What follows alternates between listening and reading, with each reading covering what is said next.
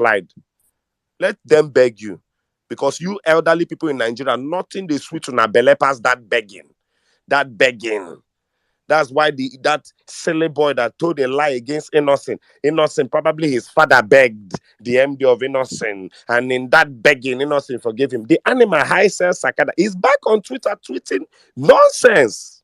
If he had gone to jail for defamation, but that boy defamed Innocent and he's free today. But person writes honest review about Erisco Foods, that person is in jail today. Person writes honest review about petition. Who write petition? That one day they go arrest him, brother. That one still there, Chike Bezim still there prison today. But this boy slandered Innocent and he's online today. Make una they look double standard for this country. Make una they look double standards. He choke for Nigeria. So, Amoda Ogunlere, I still believe Tinubu is not a Nigerian. Look here. In 6 degrees, they said there's nobody you want to meet in life that you do not know. 6 degrees of separation. There are 6 people between you and anybody you want to meet in life. A man cannot be in his 80s and have no record in a nation of 200 million people. If he didn't even school in Chicago, somebody would have known him on the streets of Chicago. This man, as far as I'm concerned, is not even a Nigerian. And until we start running his facial print through and thumbprint through databases in every African nation, we will not find out where this man is from. Nigeria is a country where people have strolled in through the borders of this country and strolled out. I still don't believe in Ragbiji or Osun State. I don't believe that hogwash. And on this platform, I have stood on it that he's not a Nigerian, because if he's a Nigerian, somebody will know him. Somebody will know somebody that knew him as a child. You can't just appear as a grown adult. Person don't know your mama. Person don't know your papa. Person don't know your mama's siblings. So your father was an only child, your grandfather was an only child, your mother was an only child. Human beings are so designed that 2 people will bring you to this world. And those 2 people that will bring you to this world, 2 people will bring 2 of them each. So by the time you're coming into this world, at least 6 people. Or 6 people. So you can't. Tinubu is not a Nigerian. Me, I'm still telling people that after you people, maybe he landed in Nigeria and used Amoda Ogunlere. Then when you people find out his real name, maybe Ntombe, Nkelemantusi, from wherever, I'm still telling you people that until we run his fingerprints through every African database. Ntumalalo Nkelemantusi, I don't give a damn. He has a name that is somewhere in this Africa.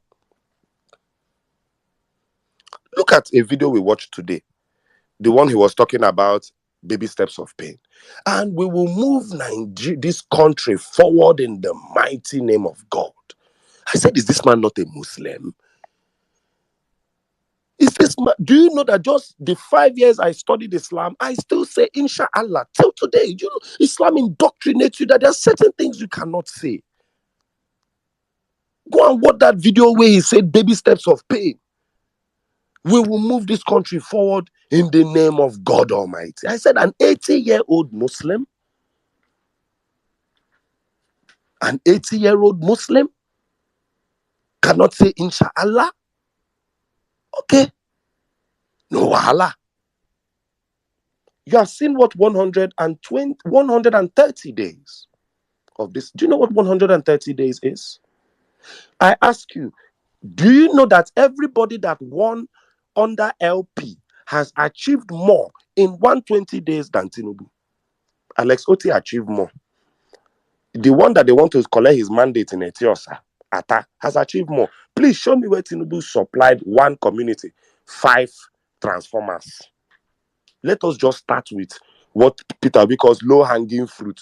Where have they supplied 5 transformers in this administration in the last district? But that is the man they want to remove, to put up Anikoro. Look here, when we are ready, my job, I told Saddam, anybody that thinks violence space, because maybe I think it's that violence that we called ourselves, na continue say na here. Na lie, we are here for intellectual Violence. Because we started the real bass. And that is what keeps these people down. If we lose this online battle, do you remember? I always remind you people. That's why Saddam will tell you that when everybody was feeling low, now me, they call everybody, they ginger, say we need to come back. Do you remember that it was in the 4 days that we felt down after the petition tribunal that Loretta Onoche came and said, arrest Peter Obi, nothing will happen? Do you people remember? 48 hours of loose guarding. Just 48 hours when I lose guard. Person come on, beating chest, come say, may they arrest Peter Obi. What will happen, Seth? Arresting Joe, Loretta Onoche. So if you like, be waiting for people to march on the streets and you won't take what is happening online serious. It is this online that convinced George Calloway there's a problem. It is this online that is motivating Atiku to do what he's doing now. It is this, you are seeing PDP boys weeping. Subscription has ended. Please, obedience. Motivate yourself with what is happening online. If you know Nigeria, we have been beaten and battered. Don't blame the average Nigerian for not coming out. Hunger day. Now me they tell you. Let us do this one where it's safe, but which still has impact. A Nigerian president who got first class in accountancy, who was on the dean's list, who had one of the highest amount of jobs when he was leaving the school, cannot go for interview on CNN. You know, go arise. Maybe they fear Rufai. You don't they fear Amampo. You say they fear Amampo. That's where we are. Where would Tinubu then? If you can't go for CNN, will you go for Al Jazeera? Is it Fox News? So we have a president that will not even do international. So how are we going to get these foreign investors? They're Nigerians. Me personally, I know the liberation of this country is coming. Atiku, they are begging you. Dear APC, who will you people beg?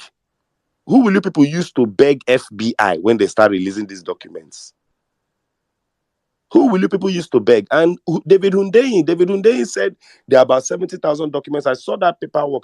If it's for us to crowdfund, because I think he requested for 2,500 due to the amount. If it's for us to crowdfund as obedience, make them print the whole 70 in one holistic PDF that every Nigerian must have. Every Nigerian child, that thing will be essential reading. So that we know as a country never to allow this kind of criminality sneak into Asu Rock ever again. So make David Hundeyin tell us, because I read that document and it sounded more like, oh, the FBI said this man's paperwork is so much, it will cost. If it's that $2,000, it will cost to print the whole 70. Do you remember when I kept shouting that Agent Moss had 12,000 documents on Tinubu? I kept shouting it here. I shouted it here. Agent Moss had 12,000 documents. When an FBI agent submits 12,000 documents to try and pin you on a crime, what do you think? So David will tell us, if it's maybe crowdfund, make them print the whole 70. I would contribute my widow's mite. But let's get this thing solved once and for all. It's sad, but look at where we are. As I speak to you, diphtheria, please, if you're a medical practitioner here, diphtheria epidemic is currently ravaging through northern Nigeria. 453 people have died in Kano. As a jury, have you heard anything from the Ministry of Health on this matter? Have you? No wahala.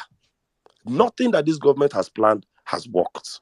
The Naira is at 1,000. Who remembers my predictions on the Naira? We are already there. I had predicted 1,200 by December. We are there. Buhari used 8 years to put us in 77 trillion Naira debt. And in 120 days, we are owing 87 trillion. No problem. The Lagos State now, they have pushed Badebo and given Sanwo-Olu mandates. But in this same Lagos, pothole and this thing, everywhere is upside down. While Sanwo-Olu is wearing $500,000 wristwatches and pointing aimlessly. Nigerians will take back their country. I'm very sure of it. I'm not sure of the dates. But our work here is to keep people enlightened and keep people angry. When it will happen, nobody from Aso Rock to the smallest man will say that he was not warned. I yield.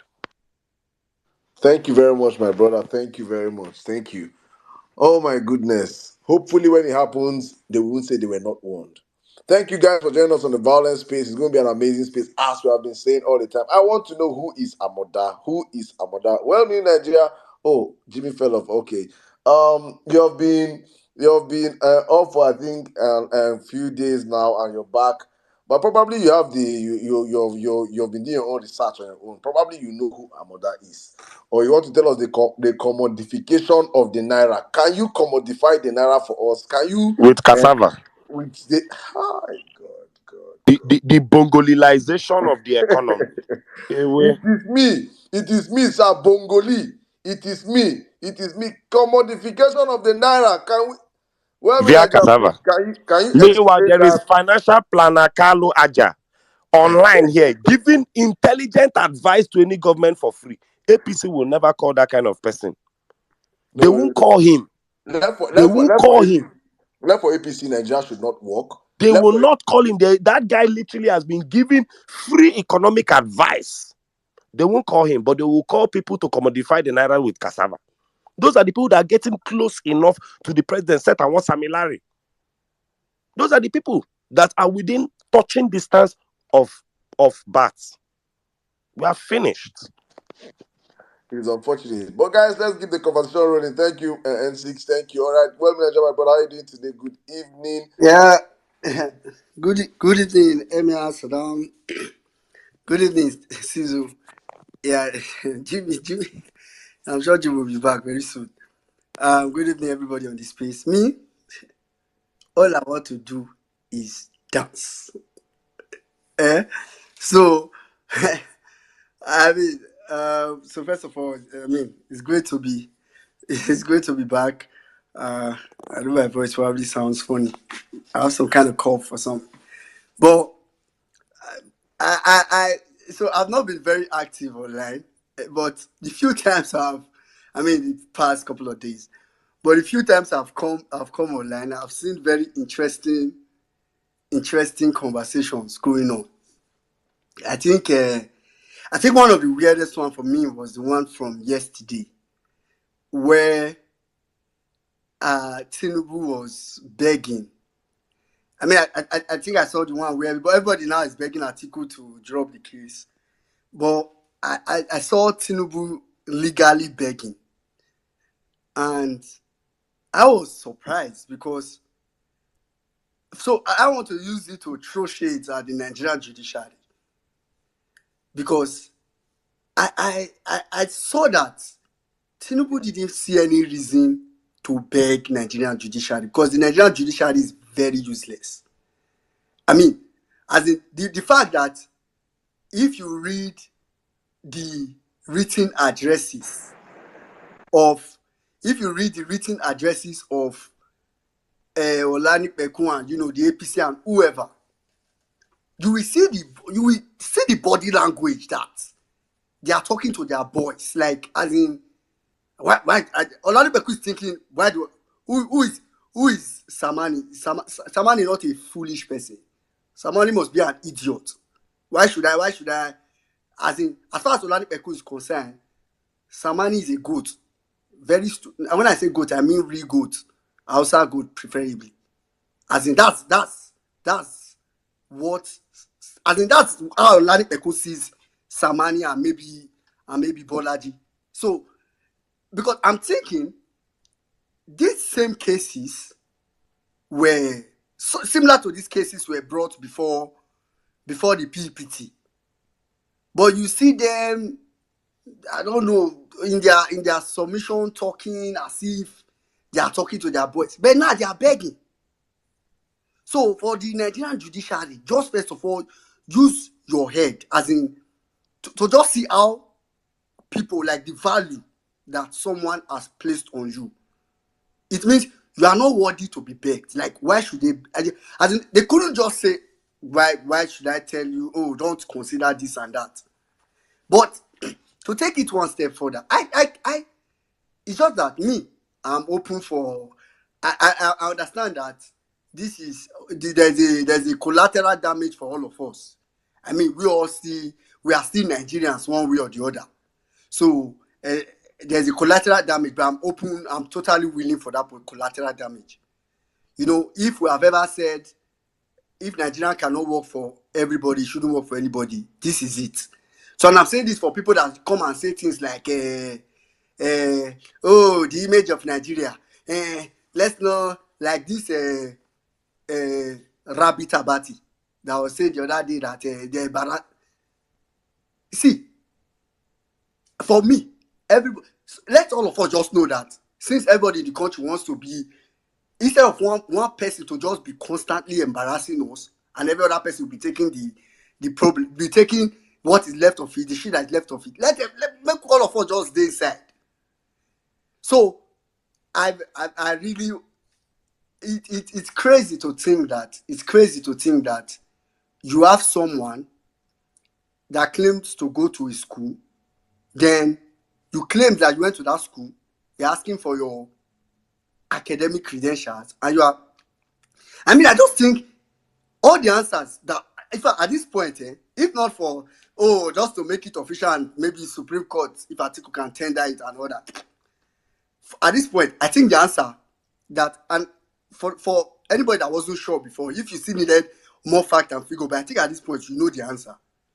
The fact that Tinubu was specific that they should release certificates and not release any other document that shows his gender and every other information should tell that. I think that's just the answer we're looking for. Or the confirmation, because I think we know the answer before. The confirmation that everybody was probably looking for. So for me, it's really sad. The Amoda story is one that we have. I mean, I think just before election, like NCC used to say it every time, it's a popular story on the island, and people that followed politics from 1999.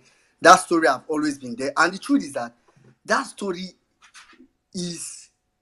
I mean, I can tell the fiction when I see one, but that story is so true. Like how I think the only place in doubt now, like NC said, is if really this guy is in Nigeria, because even if he's from Irabeji, at least he should have. Of course, okay, we've seen that Oyetola they've said Oyetola is a relative or something, but I mean, you should have very serious connections. So there is really a problem somewhere, and it's just sad to think that we are not talking about someone that was given an appointment. We are not talking about a local government chairman. We are talking about someone that rigged his way to becoming president. And for some reason, the electoral body went ahead to declare that. In fact, they collude to declare that. So it's just quite crazy, because this level of scandal is not one that, I mean, these are scandals that even if na commissioner for one state, the sovereign said, you will see how this is bad. Not to talk about when you have someone with the title as stolen as it is, as rigged as it is, with the title of president. And the fact that he's doing this with his full chest, that tells you whatever is in those documents is something that this guy desperately cannot allow the world to see. Whatever is in that document.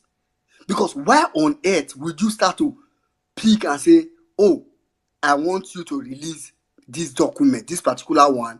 I don't want you to release the rest. So I'm moving short, because it's not as if the certificate is saying they should release now. It's the one that is submitted. So except maybe he has found a way to be the system, or he's hoping, because Chicago State University has already said they don't have diplomats or something, so that they will not say this. But I mean, I think the only hope there is that this is not this court is not in Nigeria, because truth is, if this court was in Nigeria, Otilo, as in this is not, we will not beg now. Why would they be? You think they will be begging useless Ugo to be as in to beg, say, okay, please do not release this. I just try to imagine. If these documents were written for a Nigerian justice. We are in soup in this, like, what Nigeria has become is very sad to think of. Not even to see. It's very sad to think of.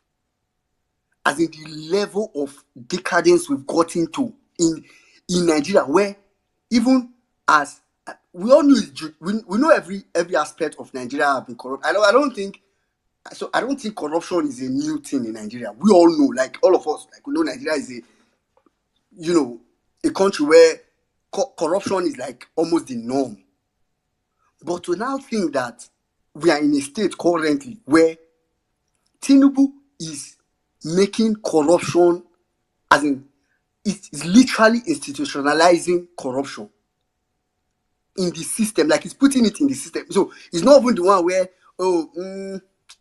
so as in, by the time this guy is done, even as it is now, even as it is today, by the time he's done, let's say, I'm saying, like, if he was even kicked out today, the level of corruption that has entered the system, I don't even know. It will take someone of 100% will. Like, because if you even put a typical politician, and when I say typical in emphasis, because I usually do not consider Peter Obi a politician. Peter Obi is not a politician. So I think Peter Obi is just someone that stumbled into politics because of his love for Anambra State at the time. Because he personally defies whatever politics is in Nigeria. Totally. Politics is not Peter Obi in Nigeria. Yeah, I don't understand.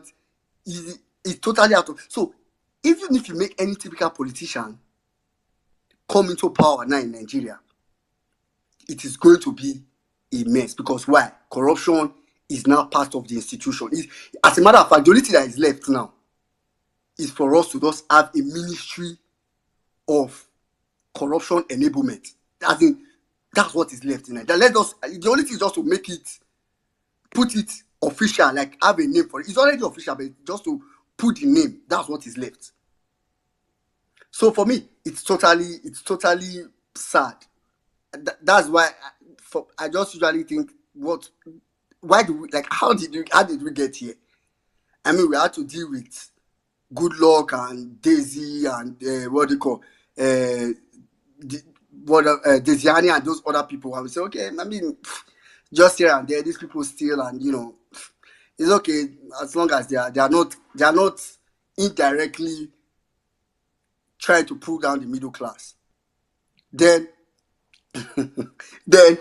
after what's happening, we have Buhari, who is as useless as we literally did not have a president for 8 years. Buhari is as... See, another word for useless in the dictionary should be Buhari. In such a way that if you want to just say wisdom tooth, you can literally say the wisdom tooth is Buhari. Buhari stands for useless. That's what... Who was so useless that corruption was rejoicing in his tenure. Then now, we now want to have someone that is corruption personified. This person is not just useless. This person himself is corruption. So, and someone will sit and say, oh, Nigeria is going to work, and let's just give it a chance. Let's give it a try. See, it's not a cost, not anything. There is no way. So I'm always saying, even if Tinubu was a very good technocrat, like, let's say he was very smart, let's say he was as intelligent as Peter Obi, even if he was that intelligent, with the level of corruption, with him, Nigeria will not still work. Not to talk about when he's now corrupt and very unintelligent. Imagine that combination. I mean, even someone with half a brain knows you can't float the naira when you have not done consumption to production. You go and float the naira, and you want Aboki FX to wait for you and say, oh, we now have the same exchange rate with banks. No problem. What your brain tell you before that the reason why we have exchange rate problem is that there's no investment in the country. Nobody is bringing in dollar into the country. But people are looking for dollar to jab. Even the people that look, the dollar in the country is not even enough for people that are looking for dollar to jab. And also talk about people that are looking for dollar for business. But you go ahead and say, Aboki FX before that will just say, well, make a one or two pass CBN, CBN they change 500 or 4 something, make we just keep my one for 700. This idiot of the highest order came from nowhere and say, no, CBN, put your own together, let's float it, let's all of us go to 780. Go to, and Aboki FX look at you and say, are you sure you have dollar to give people? And now people go to the bank, they can't get dollar, and they go back to Abuki FX, and Abuki FX smile and say, you are here to get some dollar. You know that I give you 780 in the bank, you couldn't get it. I'll give you for 1,000. That's what is happening in Nigeria. It's that simple. And this Dondi and his set of Dondis that are following him could not even understand. So imagine that, as dull as that man is now also corrupt. Law. Supreme Court, all those, I don't, whatever they are not doing at Supreme Court, whether it's born or it's not born, I shall just know that they should just jejely, even though they not see the document that Peter Obi submitted, it's not my problem. Let them just come and rule and say, we did not see it, but whatever the appeal court said, we uphold it. Because me, I'm just waiting for them to stamp it so that we will know where we are. That's what I'm waiting for. They should put a stamp on it. Because I don't want any scenario where in a couple of years from now, one other idiot, maybe Shetima from APC, will now go and rig FCT and win FCT but lose election. He will now go to Supreme Court and tell you people that, no, the last time when 25% was judged, it was at appeal court. He will now go to Supreme Court and rig Supreme Court to now say all of a sudden 25% is compulsory. No, let Peter Obi help them put that law. That's what I just want Peter Obi to do for me now. Let's just make sure that the Nigerian Constitution is now supremely useless, not appeal level useless, supreme useless. That's what I'm looking forward to. So if the court born, if you're not born, that's not my problem. Sha, just do what you want to do with that appeal of the PEPT. That's what I'm interested in. So thank you very much, Saddam. I think at this point I'll yield the mic. Wonderful submission, my brother. Thank you. Thank you. Good to have you back. But just the only painful thing for me is that, so I will not be seeing you coming on our space now, be telling us Constitution section 2. You and you see Maxwell. Section 8 of the 1990. If you read from the back channel, you will see that there is a, hey God. You see Maxwell study law for 5 years. You don't adopt printing. And me will not study law, I can adopt constitution. You will do crash course. You do crash course or no? Oh, God bless you, my brother. Nigerian Constitution. Yeah. Yeah, but I have good news for people in diaspora. You know, this is why this man has supporters. This is where supporters come in. This is what they have been looking for. This is what they have been fighting for. So those that have saved, they have saved like $1,000. $1,000 is like 1 million naira. You're not aiming. If you are in Tanzania here, you are a millionaire back home. So if you send as an Abadorian, you send back for your people back home, maybe $20, $20. It will make sense well. They will appreciate you well. This is exactly what these guys wanted. Destroy the economy so that they can be bullying their people back home. Reduce the purchasing power Now, of the middle class and widen the tax nets. He said it. He said it. Now statistics we go chop. Nigerians. Now statistics we go chop. Oh my goodness. All right.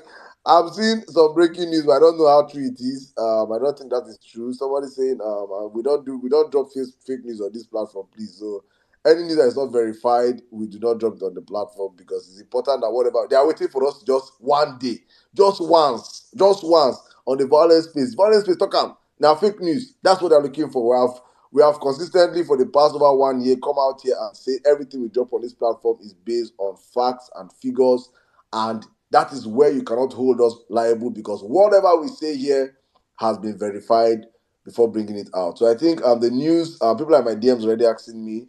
There's someone that dropped the news. Please, obedient farmers, please. I want to say this again. Let me bust people's bubble now. For all of you that like farming, all of you that follow back. Let me bust your bubble. For 1 million impression, 1 million impression equals to $8. Did you hear me? 1 million impression equals to nothing less. It's not above $8. 1 million impression. So if you farm from Sokoto to Jigawa, from Jigawa to Katsina, from Katsina to Akwa Ibom, from Akwa Ibom to Enugu and to Lagos, 1 million impressions is $8. Have you seen anybody come and be posting since? Thank you, Levels. When the money will give me, you see that they post them again. They will just spend at $25. They will just collect them on code and keep quiet. They don't post them again. Don't kill yourself with fake news, please. I I say beg one you. of my guys is stream farm is stream farm for year. No kind fake news where no post. Elon Musk send them 8,005. 85. You know loud that one. Tell him for back. Say, no be 85 then send you last month. So You carry please, fake news. You know even send you up. just breaking the news for you. Highest thing you can get is the money for your blue tick back every month, and that is 1 million impressions, $8.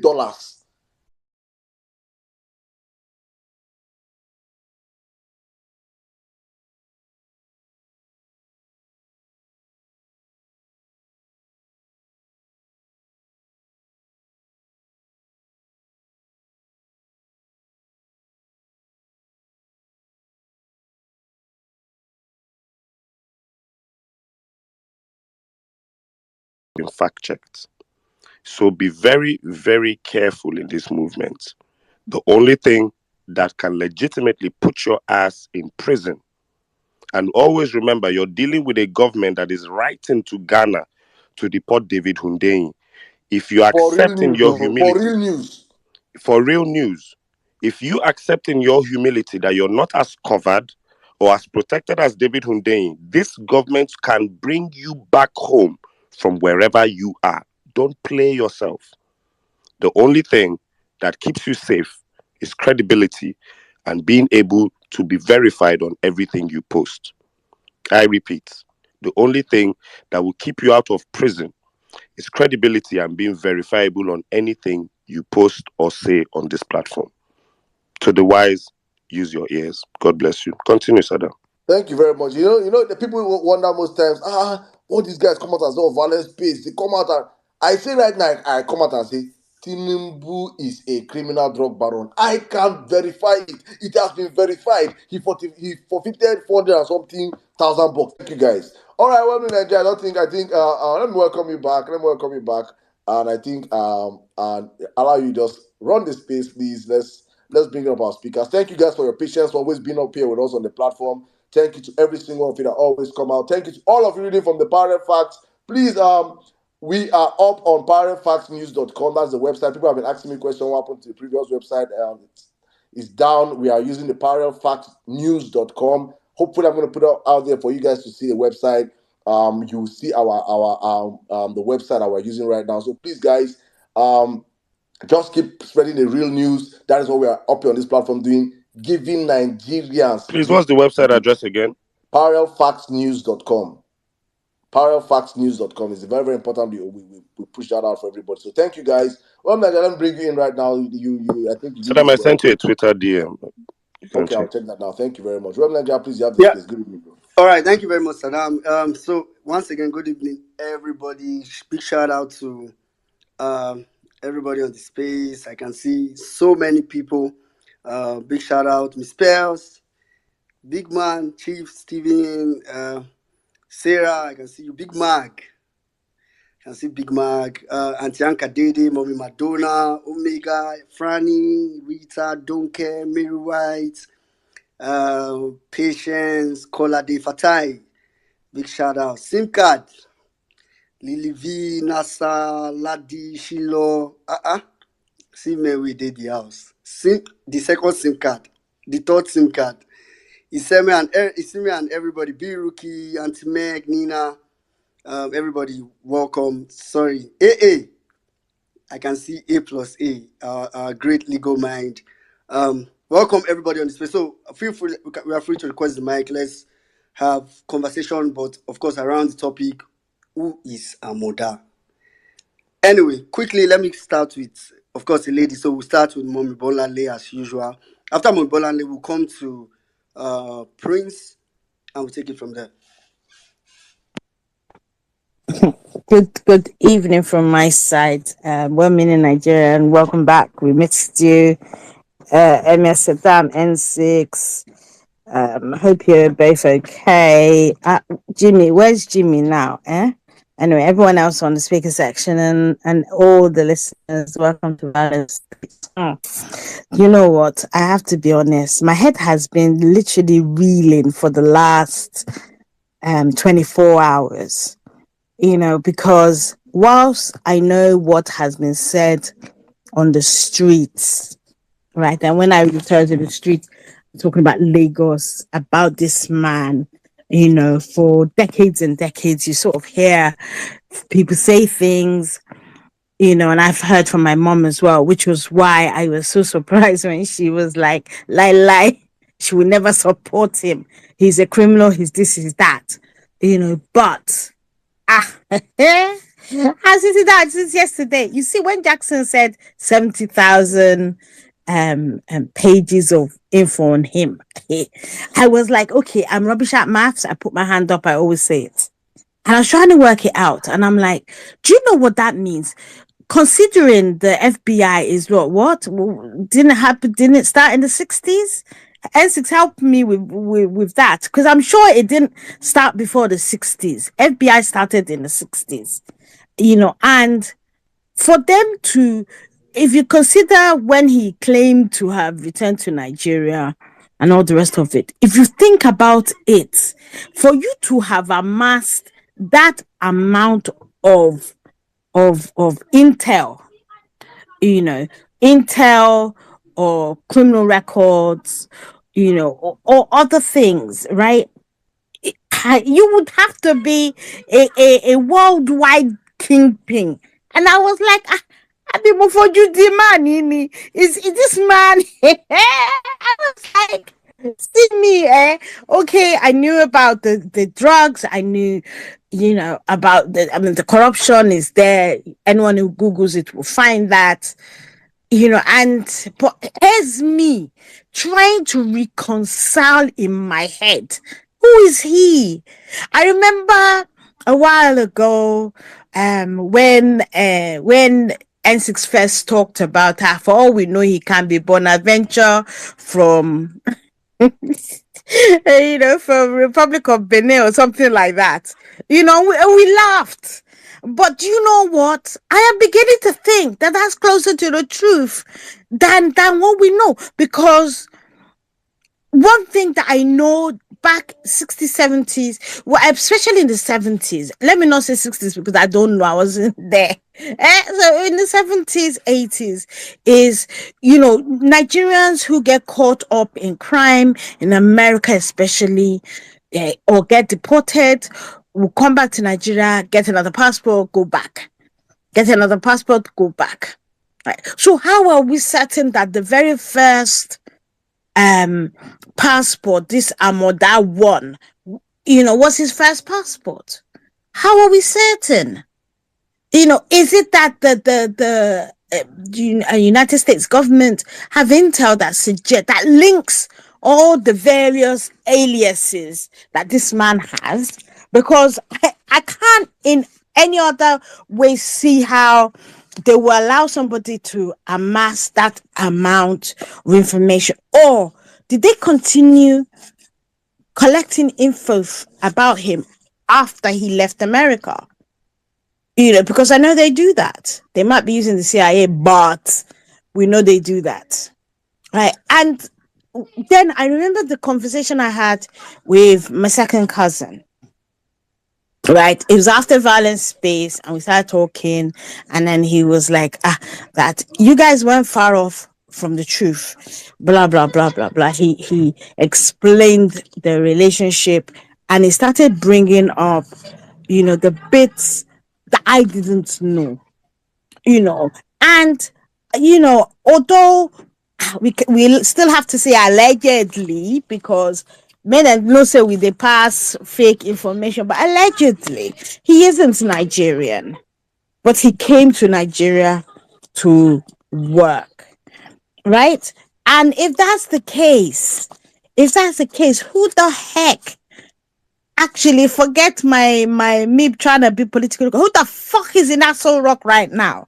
Because I am not convinced that his birth name is Amoda. And as for those who are begging Atiku, you see, Omo, ya meji inja. They are family members. They are family members. Leave them. When they were both doing their criminality together, God knows what they both agreed. And somebody already obviously has reneged on that agreement. They want to naked themselves in the marketplace. Who are those who are begging? Who? Who are them? Who are they who think they should come and put mouth? Not family matter. And the thing is, we are cheering Atiku on, not because we feel that Atiku is anything like that. After all, PDP too rigged left, right, and center. So it is only part of our pain, right? The rigging was only part of our pain. I think our greater pain was the fact that a criminal was successfully rigged into Aso Rock, But at the end of the day, when they were like giving out information about each other, let's think about it. Atiku knew this all along. So at the end of the day, Atiku himself, it's not his day today, and therefore we are supporting him to go all out to naked this man completely, demystify him, so we know who we're dealing with. Right, and the fact that they said he's disgracing Nigeria, when you people were supporting him, you did not think it was a stain on the country then. So now you now say it is disgrace. As to those who are putting out, because when I saw that so-called breaking news, I'm like, but we listened to the judge and she set out her timetable and what is going to happen, right? And we know for a fact that she said, okay, they need to submit by this date, and then she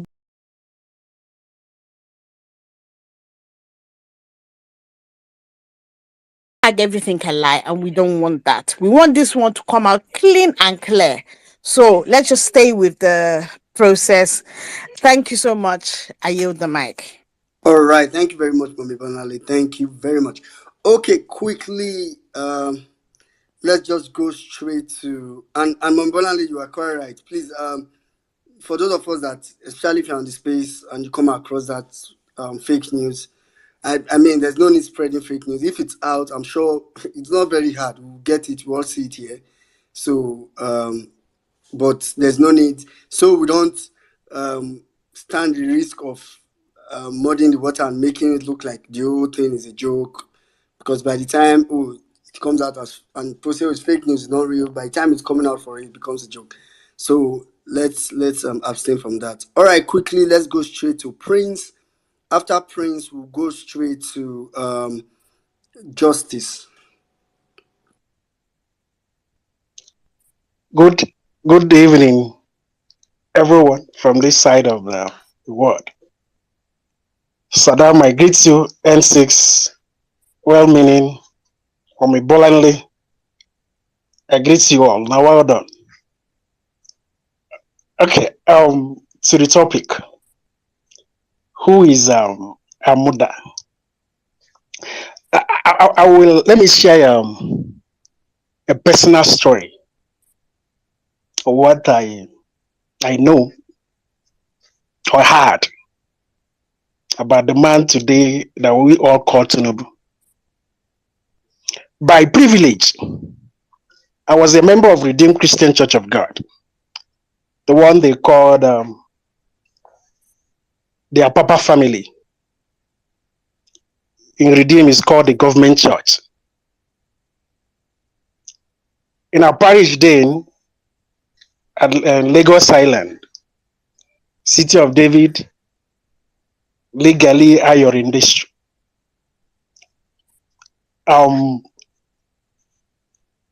By privilege, most of the government workers then used to come to their church. We had a lot of ministers under Obasanjo. We have the likes of Jimoviers, Bishop Moyenis of this world. Most of them, that's where they worship. Some of them still worship there till tomorrow. And by privilege, I was able to meet people who actually knew Tinubu. One of them is one man from Ondo State, Uncle Shea.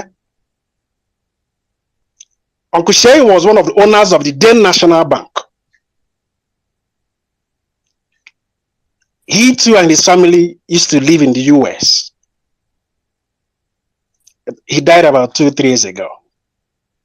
He happens to be then our house fellowship host in Shonibare State in Maryland. Why am I going this route? It was that man that explained to us who this guy is and some of the things he did in the US. All of them were in the US together. When this guy came out in 1998 to be governor against 99, this man was like, how? How on earth would they make this fellow? You can change your name, but you didn't change who you are. Did you change your face? The people that know him knew exactly what he did while he was in the US. And some of them, as at that time, knew his record. At a point, I was thinking Uncle Shea was talking as maybe, because he too had some leaning with PDP. Then I was thinking he was trying to play an opposition stuff. I never knew everything Uncle Shea said about the man we call Amoda or Tinubu today. All of them is true. What am I trying to say? Everything that is wrong with Nigeria as a nation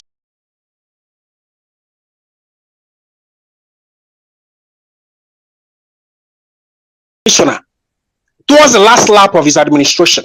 How did that happen? Pastor Bain was supposed to be the what's it called now? The man who was supposed to take over from Pastor Esco Mfong. When Pastor Esco Mfong died in that same Redeemed Christian Church of God, City of David, Pastor Bain happened to be one of the owners of the then Nile Bank. When they merged, which today is, I think, Sterling Bank or so, he was supposed to be the CEO of that bank. They Nicodemously, moved him out of the thing, bring in one guy as a Yoruba guy to become the CEO. Making him commissioner was in compensation. That was how he was, because the bank that they merged, I think Lagos State had about, about 25% of the whole shares. And that was how Pastor Bain became commissioner. And he performed well. What's his name? First Shalari appointed him. Today, I think he's still the DG budget office. Those who don't know what happened and how it happened, sometimes will come on air and start, changing things. Like I said, by privilege, I know these things. I was there. I know these guys. I know what they told me. I know what I had. And from everything that has played out so far, Tinubu is not the best for the country. And that was one of the reasons why when this campaign started, I was shouting. I said, this man that I know, this one that I have the encounter with while he was governor in Lagos State, there is nothing good about this man. This fellow will destroy whatever that is left out of this country. Ordinarily, I will not get involved into politics. Whatever that will make me to come on this space to shout or start shouting within those periods was because I know, should we allow this guy to get in here, everything we heard sacred will be destroyed. And thank God, everything is coming out left, right, and center for all of us to see. Now, let me say it again. Whatever that is wrong with us as a people is wrong with Tinubu as a person. And the earlier we chase him out of House Rock, the better all of us. On the Supreme Court, that man can destroy anything destroyable. There's nothing they cannot do. I pray we rise up and take back our country from a criminal before all of us become like him. I yield the mic. Thank you. All right. Thank you very much, Prince. Thank you. That's an insight into who is Tinubu. I didn't. There you go now. Wow. Well, I did. All right. Okay, Jimmy's back, but let me just. While Jimmy settles, I'll take Justice. Then, if Jimmy's ready, I'll bring him in. But if it's not, we'll go to official sound. Justice, go ahead. Thank you very much. Well-meaning Nigerian Emir Saddam, Sezo, Jimmy. I greet you all. It's a good evening from home. I will start with the unfortunate inferno at the Supreme Court and why we must be wary of situations happening in Nigeria. Just like Sezo said, we have started again. This is another indirect assault on the Supreme Court of Nigeria. Suddenly, the offices of our hallowed members of the Supreme Court are getting burnt. Remember, the witch cried in the night and the child died in the morning. But you see, whatever happens, even if it is fingered that the people that we are trying to remove from power legally based on some of the things they have done and broken the law, even if they go ahead to destroy the whole Supreme Court, judgment will be given under the mango, and judgment and justice will be seen by everyone to have been dispensed properly. It is not about burning the building. It's about the destruction of our constitution. So please, we are begging those people that would destroy what Nigerians have used taxpayers' funds to erect to think again. Nigeria belongs to all of us. But of course, we know that the criminal drug baron, Bola Ahmed Tinubu, will stop at nothing than to destroy the whole country just to make sure that he perpetuates himself illegitimately on the affairs of Nigeria. Emir Saddam asked a question, who is Amoda? Amoda is a hermaphrodite. It's as simple as that. He's female in the United States of America, Chicago, and male in Nigeria. He's a hermaphrodite. 70,000 copies. One man. And Nigerians are not scared. Nigerians are genuinely not scared.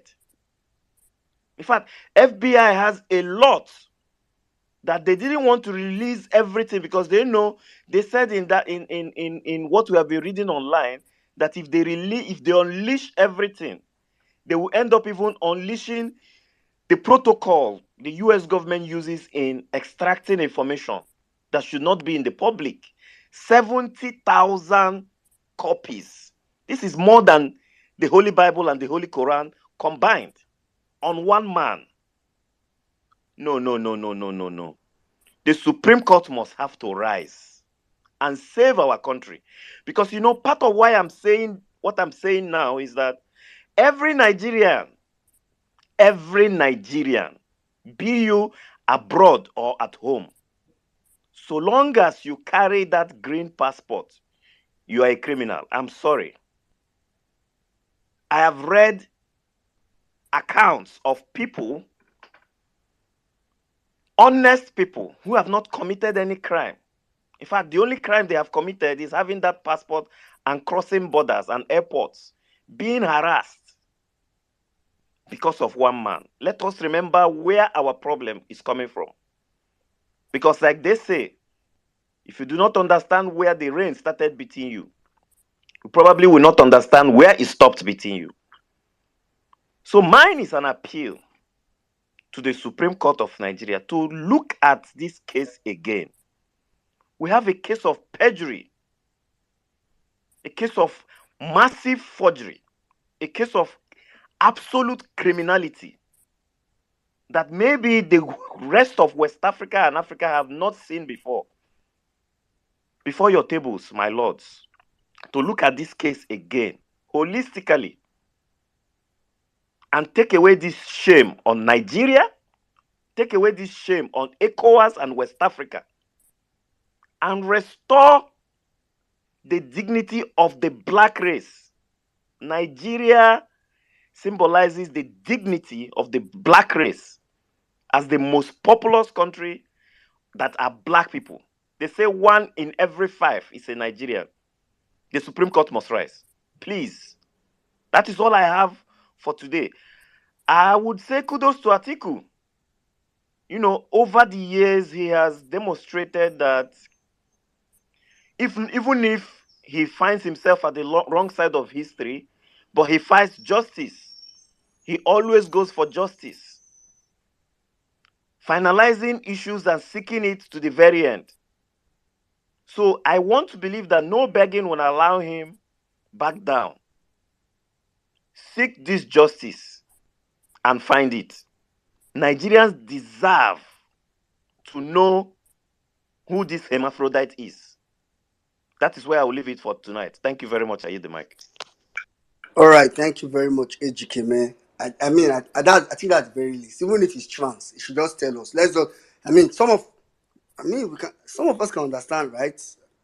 I did trans some years back. I didn't like the way my body was, and I decided to switch, something like that. That's something a jury can cook up for him. Okay, I don't think a jury can. A jury is a bad liar. All right, thank you very much, Justice. Okay, let's quickly go to. I think Jimmy is currently occupied, so let's quickly go to Official South. After which we'll come to Ido. Official South, go ahead. 5 minutes. Yeah, all right. Thank you very much. Women in Nigeria, Emir Saddam, big bro, I greet you, bro. It's been a while. Jimmy, I greet you. Thank you very much for the privilege. Uh, you guys grant me today to speak once again. You honestly speaking, it's really a long run, and it's good that we all has been fighting relentlessly. We've been resisting with all our strength. I really, really appreciate every one of us. Now, ever since I pick interest on the case about Atiku, the case of Atiku on Chicago's State University, and the whole sagas of certificates and everything. I've done several expositions. I've to actually get what I really want. And so many of them has been connecting together, but I wasn't still okay with what I was actually looking for. So all through the process, I realized that it's all a game. What they are presenting to us to be what is actually happening is not really the actual fact that is the main truth. So Tinubu case of graduating from Chicago State University, I believe Atiku truly know him. I just want to believe that. And Atiku is aware that he does not have those files. And that is why Atiku is eventually requesting for those files, because possibly he knows that they cannot provide it. Now, the main truth about this whole thing and what makes Chicago State University cannot till date provide any document that proves or shows that Tinubu actually graduated from that female or male. Till date, they cannot provide it. It's, the actual truth there is that there is nothing like Tinubu that has ever passed through the school. But circumstances make them bent to support Tinubu on this course of journey of never return. And they all know the truth. Chicago State University know that they don't have those files. And that is why they denied the possibly one that they denied it because they want to impeach themselves. They more. Now,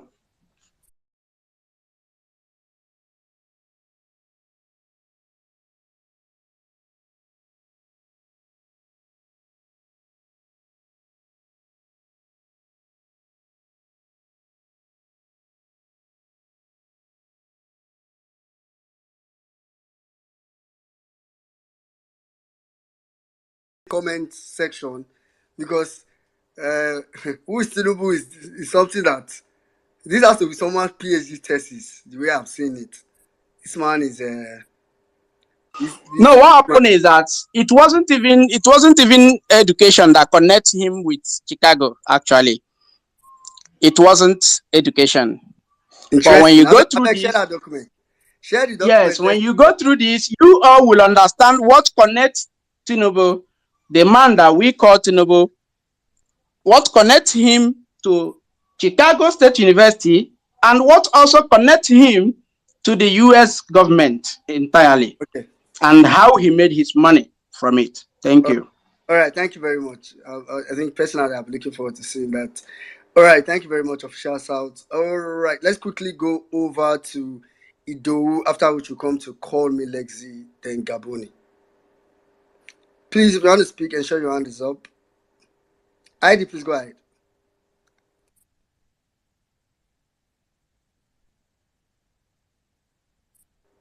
Idowu, are you there? Okay, if you do, Call Me Lexi, don't use Juju hold your microphone again, because anybody where the call for Call Me Lexi, I know the feel they speak. Okay, Call Me Lexi, go ahead and speak.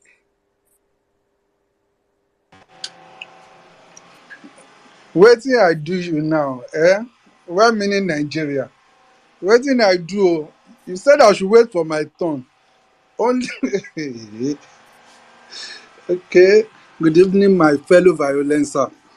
It's another beautiful Tuesday to be here again to share our thoughts and to speak truth to power. Thank you, everyone on the space. Thank you for not giving up. Thank you for giving out your time to listening to us. I know God will reward you for your data, for your time. I know one day we are going to get back this country because that's the end goal. But for now, let's keep speaking truth to power. Yeah, where should I start? Who is Amoda? As for me, I don't even know his name. Like, seriously. The only thing I can say is that man is a criminal.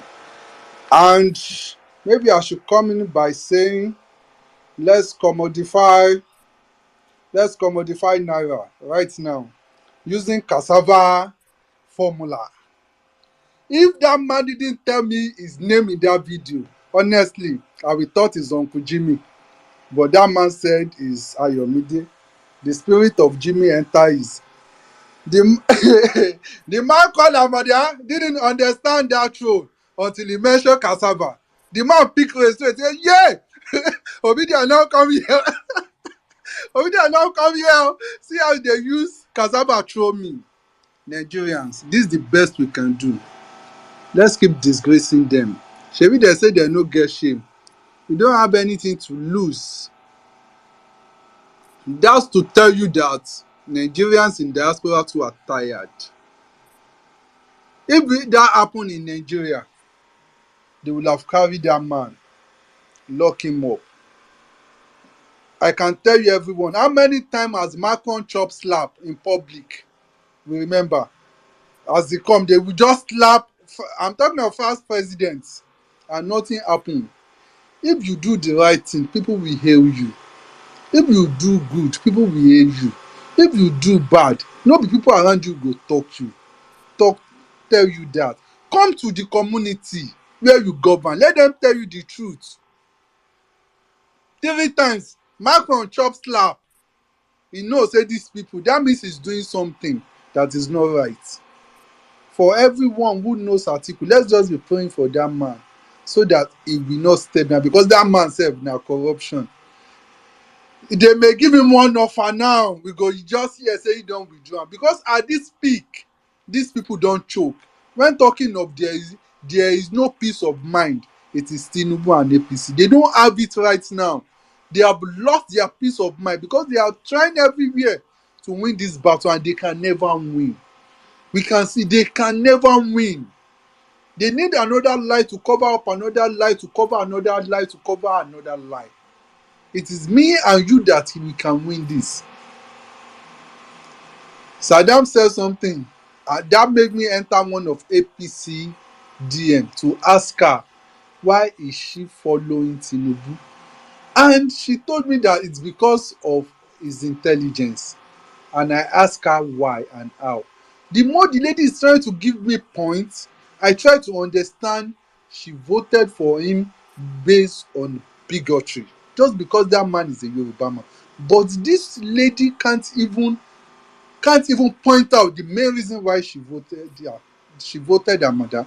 And to crown it up, the lady now told me this is where the lady shot herself, score her no go. She said she's been traveling to Abuja since 1999. Then I asked her, since 1999 that you've been traveling to Abuja with plane, how much is ticket now? She couldn't talk and she said it is well. I said it is not well.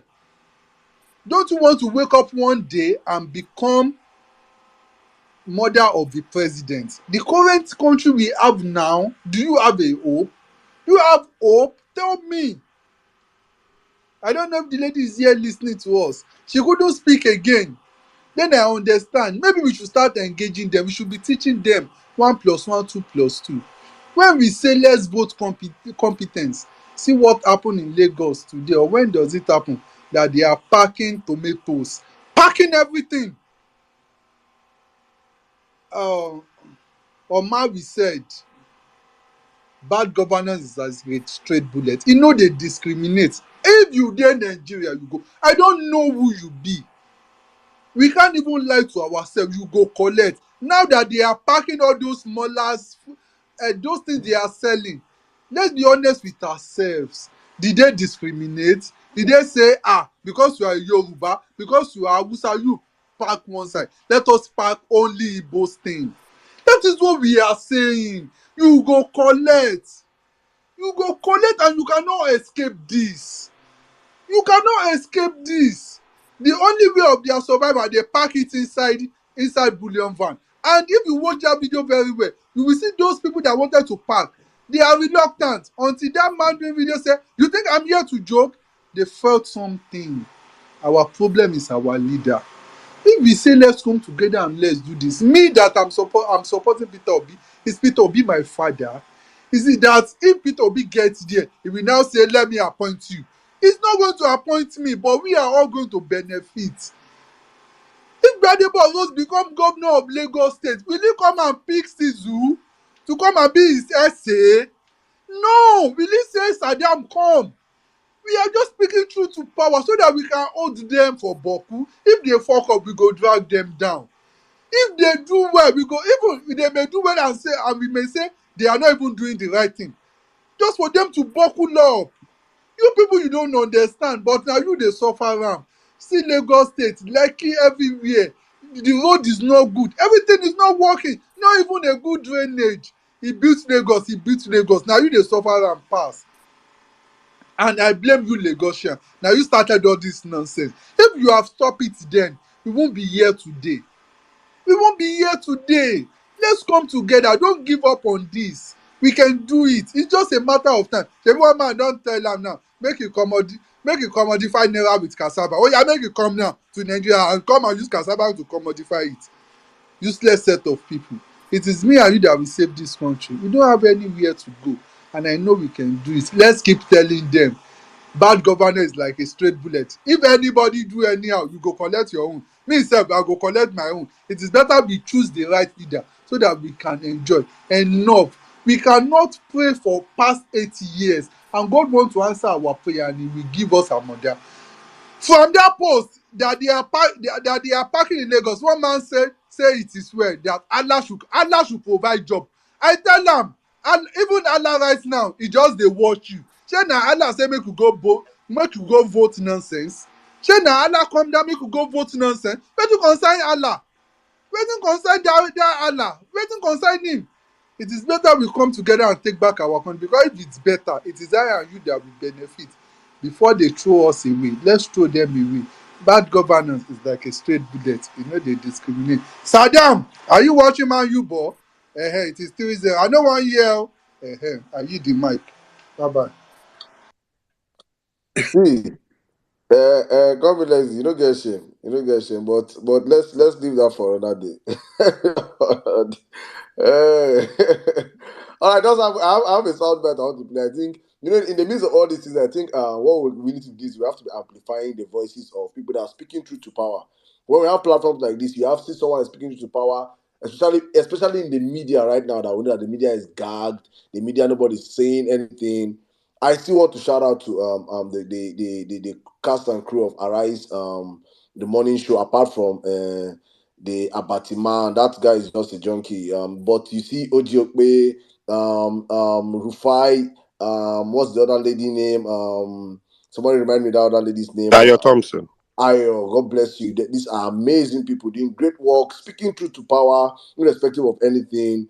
Not the one that his lips is like roasted bole. Not that one. That one that was shouting, "Yes, Dubai is open. Dubai don't kill and finish." Very, very foolish people.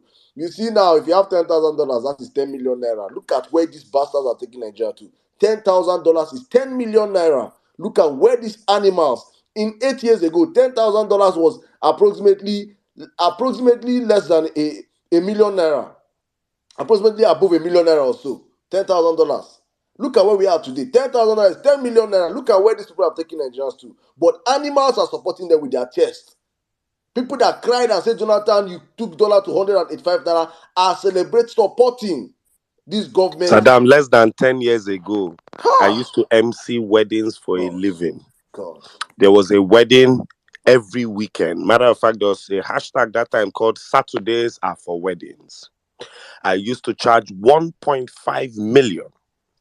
And 1.5 million would give me about 10,000 plus US dollars. My brother, Nigeria don't fall. He's dead. He's dead. I think, oh God have mercy. APC doesn't use 16 years of PDP. No, if APC gets 16 years of PDP, I am saying it, you people will eat shit. You will eat shit in that country, and they will tell you that shit is food, is rice. And these animals, these children of a roasted corn, these children that their parents got them from sacrifice, will come out and tell people, yes, shit is good. Don't you know shit is waste product now. It's waste product. If you put it well, it will give you vitamin. They will tell you, and you will see people supporting it. It is I tell you that there was only one candidate in this election that one of their supporters went naked to the ocean, recorded himself, put thunder and lightning, and submitted online. Only one candidate had people that fanatic supporting him. I will refrain from calling names. Things happened this election that I fully documented. If we ever do a series on it, it will be more of a horror movie than anything else. It is crazy, but let's listen to I am big shout out to my brother Omega Easy for dropping this video. He dropped earlier on today. It is titled 10 Big Lies of APC in 100 days. In 100 days, they have given you 10 hefty Hefty lies in 100 days. In 100 days. Now calculate how many they are going to give you people in a year, in 2 years, if you people allow them. No wahala. Let's listen, please. In a statement titled 10 Big Lies of Tinubu Administration, Shuaibu said the federal government prefers to use propaganda instead of doing the real work, citing 10 examples, including the statement issued by Ajuri Ngelale, presidential spokesperson, claiming that Tinubu was the first African leader to ring the NASDAQ closing bell.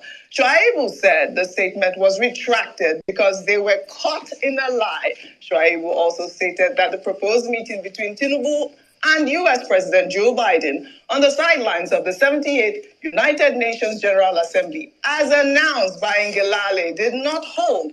And so the said proposed meeting might have also been a lie. Let me just pull up some of his statements, if we can pull those up. He wrote the first a lie that was told by Bola Tinubu was in his inaugural speech, where he stated that petrol subsidy is gone, with oil prices now at $94 per barrel and naira exchanging at 1,000 naira per dollar. The price of diesel has risen to about 1,000 naira per liter, while petrol remains at 620 naira per liter. It is obvious to the discerning mind that petrol is now being subsidized, a position which all marketers have espoused. Nigerians should not be deceived. Tinubu's claim that there is no subsidy is a lie. Another one there, the second lie was told, which I just talked about. Oh, actually, this was the United Arab Emirates had lifted the visa ban on Nigerians immediately, and that all Nigerians were free to visit Dubai. UAE authorities later confirmed to CNN that it was all a lie. He said it was a national embarrassment. The third lie was about what I just read, first African president to ring the NASDAQ bell, which has since been established that Jakai Kikwete rang the bell on September 21st. I took that story on Friday. Another lie, he said, a statement released by Ajuri Ngelale on August 27th, that Joe Blood of Biden Jesus. with Tinubu on the sidelines of Onga. That is the only African Biden had requested to meet. It turned out to be another lie because Tinubu departed Onga without meeting President Biden. Another lie was a claim made by Tinubu on the floor of NASDAQ about retooling the exchange rate. But the exchange rate on the I&E window is about 780 naira to a dollar, while the rate at the parallel market is 1,000 naira to the dollar. Cool. He also talked about the Nigerian Air Force struck by alleged terrorists in Niger State. Another one is Tinubu's when he said a statement about the Central Bank of Nigeria on September 6th that it will inject 10 billion into foreign exchange market to clear the FX backlog. Another lie. He also talked about Tinubu's inaugural speech in which he stated that he shall serve with prejudice towards none. He accused Tinubu of running a clannish government. He also talked about the NNPC claiming that they had obtained an Afrexim loan of $3 billion with which it would help stabilize the naira. I called that another lie. He said it was audio money. Then he said that the 10th biggest lie, which is a scam, he said it was a deceit of the Tinubu administration, which was the Student Loan Act, which he signed on June 12th. The new law provides loans for students' tuition only. But Adele Alake, who was the then special advisor on media and publicity, in a statement said that the government tuition remains free. Oh, are we done? Oh, we ran out of time. Oh, we did. I didn't even know. Oh, wow. I didn't even know that. I lost my. Ruben, no one made finish the life. Make a statement about it. All right. I didn't even know. Ruben, you are a shameless man. Ruben, I know you're on this page with your bonus account. Sir, you are a shameless man. You are a shame. You know you lie for a living. You're a batty man. A batty man. You don't. They pay you say that they expose lies on the platform. Oh, we have to go. You know what made them talk this lie? You know, get shame, sir. It's unfortunate, but we are here to call you guys out. Thank you, Madam OG. Thank you for standing and telling us 10 hot lies. Then lie. So the lie, the lie long past the show. Bro, Hey, my sister, sweet child, reached out to me and said, Saddam, do you know that Ingilala, that Ngelai Mohammed. That he's a pastor. Bro, I say pastor, how? Yeah, When? he answers Pastor Ajuri now. From what I heard, Pastor Ajuri. Hey! Oh God. Now I don't say truthfully why. Out of 10 lies in the government, the guy featured in 4 tracks, No, 4 songs. He do hook for 4 jams. we're in the last days. Jesus Christ is coming soon because the kind of pastors that we're seeing now in Nigeria, honestly speaking, I cannot believe that rapture is going to happen soon. When Nigeria, please back to you. I still have another clip to play. I'll bring it much later. When Nigeria, back to you, please. Yeah, I think that video you played, the most thrilling part for me is that I don't think maybe some of you didn't notice.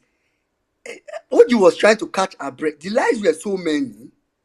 As in, she just kept He going. gave where she boss laugh self. She dey try to breathe. She was trying to breathe to know, like, as in this lie is it not ending, and this is just and it was 100 days lies, 10 big lies, and those are big lies. Oh, not whenever they talk about the quick lies, they don't lie here and there. Oh God! All right, Gaboni, please go Basically, a lie a week. ahead. A monumental lie every week. While achieving nothing. They cannot point to 10 small achievements, but they can point to 10 big lies. See where we are. That is why we are where we win where we are. You are seeing it. No wahala. You're talking pastor. Does Nigeria look like a country that had a pastor as vice president for 8 years? Does it look like that? Anyway, continue. Gaboni, after Gaboni, we'll come to Comrade.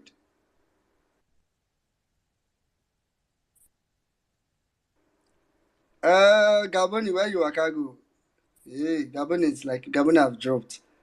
I said the lie affecting the network. Hey, but you people should about this. Saddam, they warned us before you play that kind of clip. Maybe we switch to 5G. I swear to God, since we know, since you say the light don't affect the network. That lie Fly knocked just off make like me. I don't 100 mistakenly people press on this. come up for space. That lie wave MTN for like 100 people, nearly 4 come out this space. They'll go use like kill Nigerians. They'll go use that lie. You see people, rest in peace. He died. How did he die? He listened to Amoda APC's lie and he passed on. People will go die for Nigeria because of these people's lie. You people should be ready. Nigerians, at the end of all this thing, we are saying like this. We are talking to people on ground though, because we online army, we are fighting our own battle. We will continue fighting our battle. On ground army, when I went there on ground, make una ready yo. I never see anything. When they match for Mobad, they go. They invest in propaganda past what they invest in education.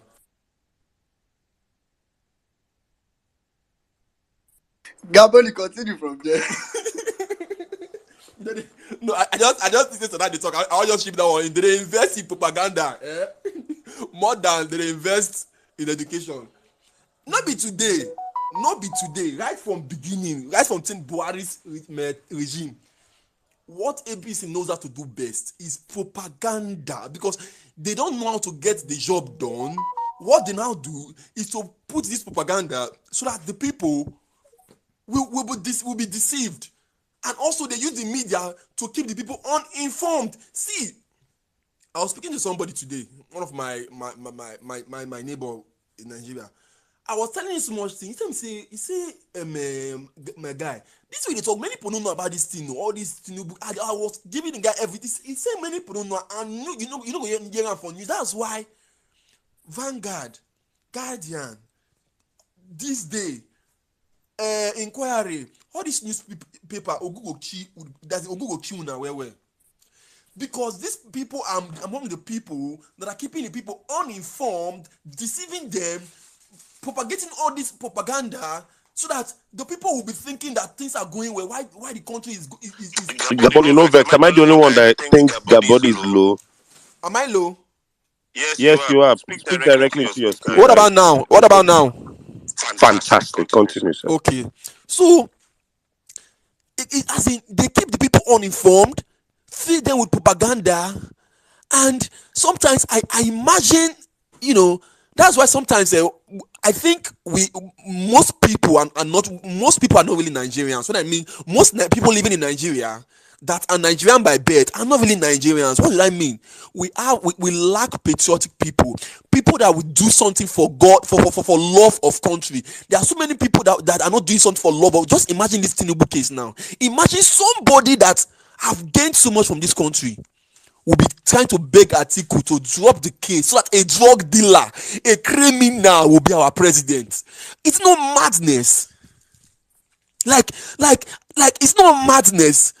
Like the country, the future of this country, the image this issue will give to millions of Nigeria all around the world in diaspora, and yeah, people who don't want to do business with you because you're a Nigerian because of this kind of thing. But you want all that to like for them to forget about that and leave there, as in kill this case, and people should suffer for this case for because of this. Is it not madness that for one person millions will suffer? Tinubu is no more important than me. That's it even in that. It's not. It's not more important than me. Talking of millions.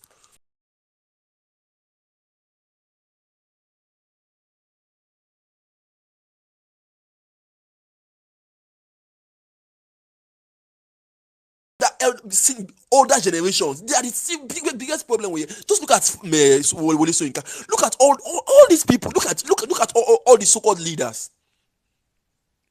Will you tell me that all those now? Imagine now, with what is going on now, the Senate will come. They will resume plenary now. No, they will not talk about this case because this case is a very serious thing. It's a stain on the image of Nigeria. But they will not speak about this case. Talk about how to impeach this man to save this country. Because even the judiciary is dead, and so Nigeria, you see this country. The problem is sometimes we are not. We need to focus. People when they play better on focus game. Nigerians, we need to start to focus. We need to start to focus the future of this country. Look at if person want play, people they bet you say okay, Arsenal draw last week. Okay, Arsenal draw last week. You say okay this week, okay, and they score 4 goals. You say okay next week now they play over 2.5. You use from past. Now look at the past of Nigeria. 50 years ago, how was Nigeria? 30 years ago, how was it? You see that Nigeria is going down year by year. It means that in the next, in 10 years and 20 years, it will get worse than what you are seeing today. Then what are we doing to mitigate it, to stop it? I say enough is enough. We are doing nothing. We don't. It's like it seems that we don't understand the gravity of what is happening to this country. We don't understand. This country is going down. I think it is high time we start understanding that Tinubu should not continue as it's a sort of a issue. It should not stand. It should not happen, because if it does happen, imagine the president of Nigeria. Biden refused to see him because Biden knows the what, as in how seeing Tinubu will affect his 2024 presidential bid, because he understands who this man is. He has been briefed. Imagine the president of Nigeria. Tell me what on earth will make Biden not to meet Tinubu? Tell me the reason. What is gonna make Biden no go see the president of Nigeria if there is no other reason? He no get any other reason than this. It is a shame. And you see people that said that will come and say, that is why you see. I've read a little bit. I've listened about Islam. They said Islam is a religion of. Keep talking, keep speaking, and keep crying. My mom used to make a parable. He said, far away say carrying pikin. He dey shout. The reason we make they shout, don't be say make the drop a pikin. No, he say they shout, they cry so that people go hear. See, they don't carry my pikin. No, so I go say people go hear a voice. See, we go continue to talk. We go continue to talk. Our voice we no go tire. Even if people say, no, let's talk, we go talk. What we go continue to talk and point out the evil. We must continue speaking, Nigerians. We must continue speaking and we must continue acting. Are you the mic? All right, thank you very much. Yeah, thank you, Gaboni. All right, okay. I think Jimmy is ready now. Comrade, please give me a moment. I know Jimmy was supposed to have spoken since. So now let's consider this third mass. Since now in the violence church. Jimmy, please go ahead. I think you are available now, right? Oh yeah, I'm And very that much. your submission where we don't wait for sis. I beg, now can run out. I'm sorry, guys. New job, new schedule, so I just had to re-strategize and put myself together. So I had to drop a couple of times and come back. Well done, everybody. Welcome, Violent Space Tuesday edition. I don't really have much to say, but I'm just gonna say what's in my mind, and every single thing I'm gonna say here is not from Saddam, Sisu, well-meaning, or from Violent Space. This is my personal opinion, and I'm responsible for every single thing I say here.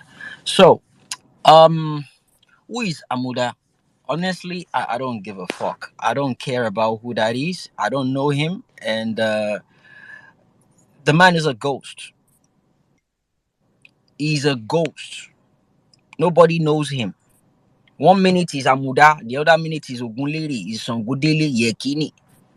Who the hell is he? I don't know and I don't care, to be honest. What I care about is how the fuck is that guy going to leave that seat? That is what I'm concerned about. And you see, based on every single thing that had happened in that country since last year, from when we were collecting PVCs, 1 million man match, the election season, everything went beautifully. Not until after the election,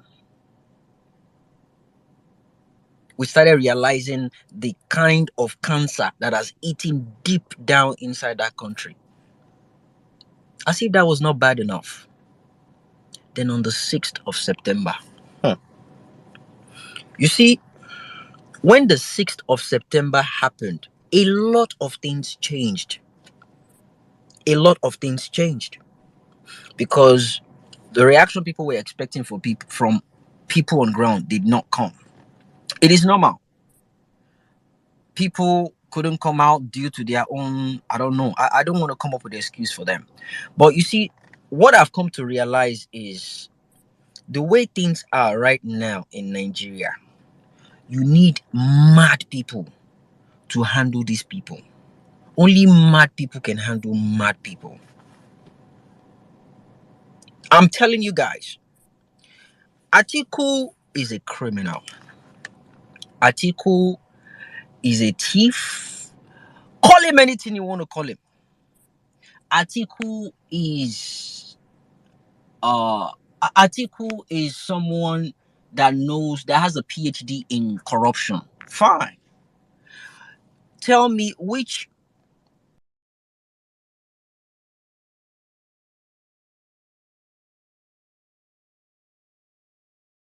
has a case in Chicago. You guys are now praising Atiku. You guys are now doing Atiku.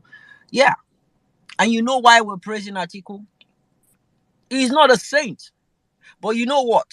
Atiku no get drug case. Atiku no get certificate forgery case. You guys don't understand the kind of disaster that has befallen Nigeria. You guys don't understand.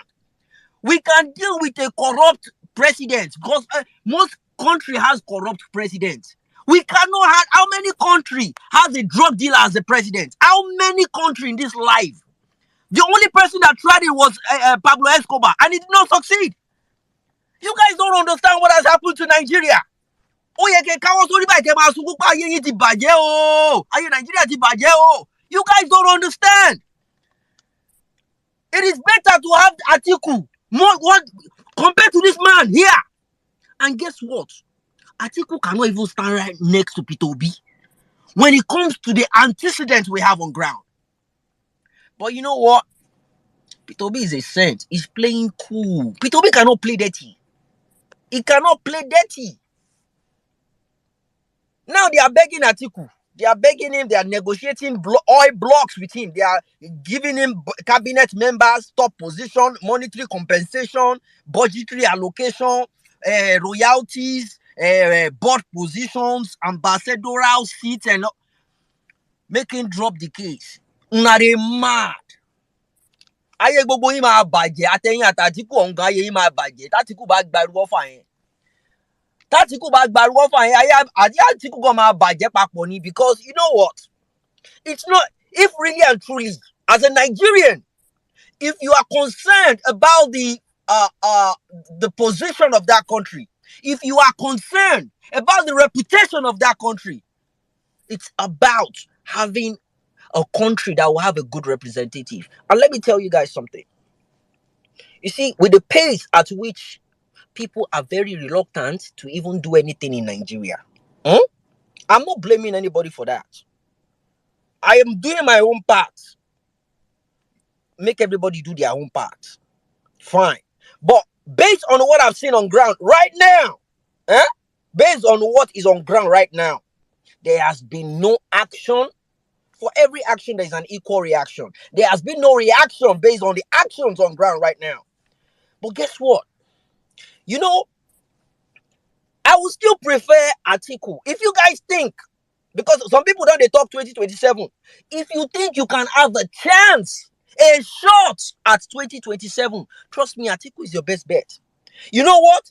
Atiku will give you a playing ground where you guys will run election together.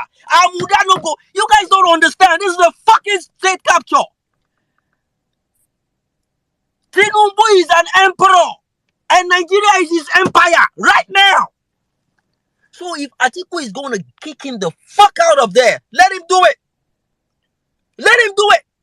Do you know what it is for your president to have 70,000 pages? By the way, FBI know they keep your certificate or award, or say best student in chemistry. FBI know they keep all those things, oh. And by the way, again, that is just the FBI file. We never reach CIA. We never reach IRS. We never reach their secret service. Una they play. Team Monto Colui. DEA uncle. DEA, we now those ones they handle drugs, gongo. Team Monto Colu Nigeria. See, I'm a realist, and I talk it the way it is.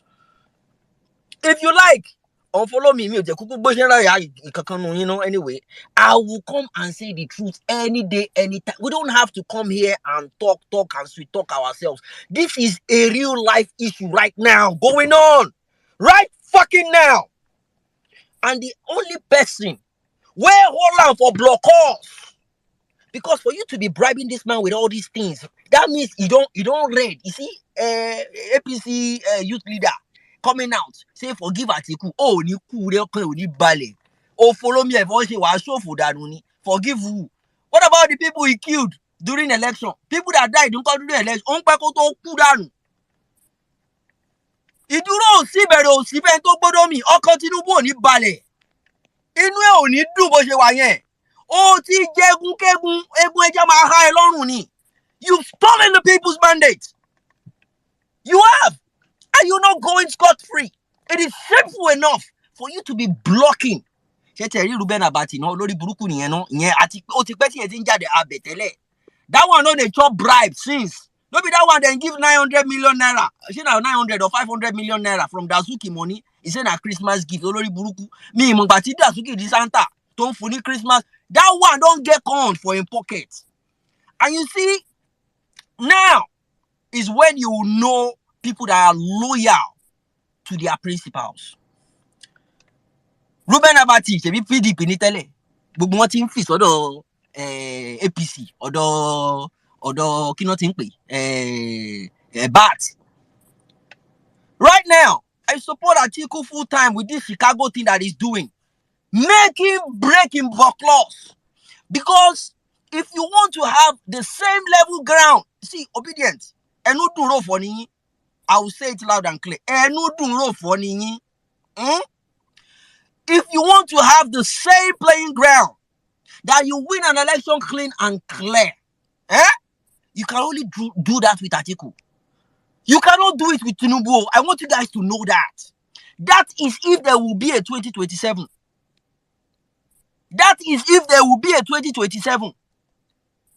And right now, whatever Atiku does right now is capable of dealing with that useless paragaman with the Abuja Wiki. He is capable of dealing with. You guys don't understand what is going on in that country. Did you see the video I post? I'll put it on the Jumbotron. Where they give them house, they build office, they promise them buildings, accommodation. You guys don't understand what is going on in that country. The level of impunity, one of people more, they are not hiding it. They are doing it to your faces.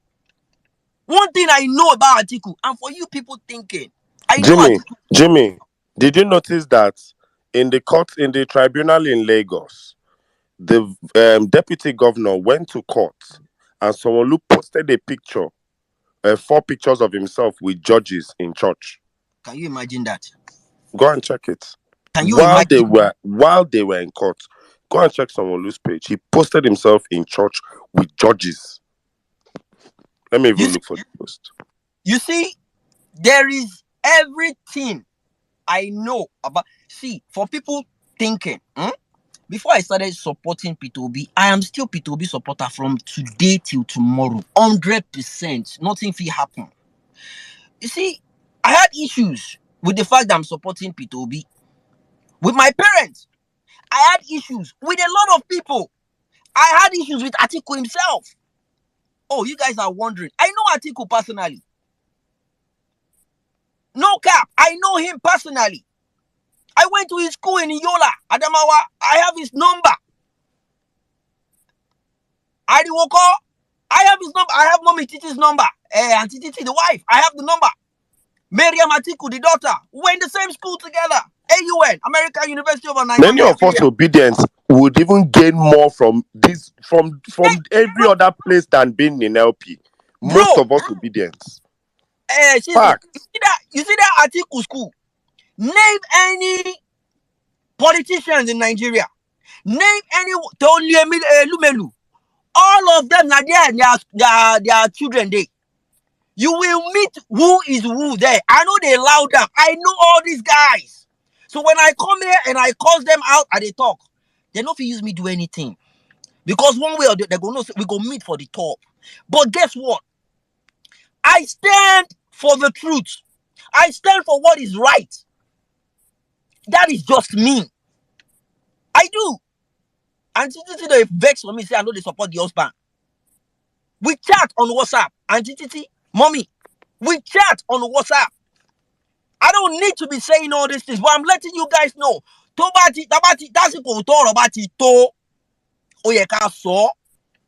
a realist at this point in time. Obedient. And no do for the talk. But you see, the kind of people you are dealing with, they don't test. They don't see nothing can happen. It is true. We'll keep doing our own part. I am doing my own part. Saddam is doing his own part. Sizu is doing his own part. Everyone is doing well-meaning. Obedient in diaspora are doing their own part. You can't dare come to me and challenge me because I know I do my part.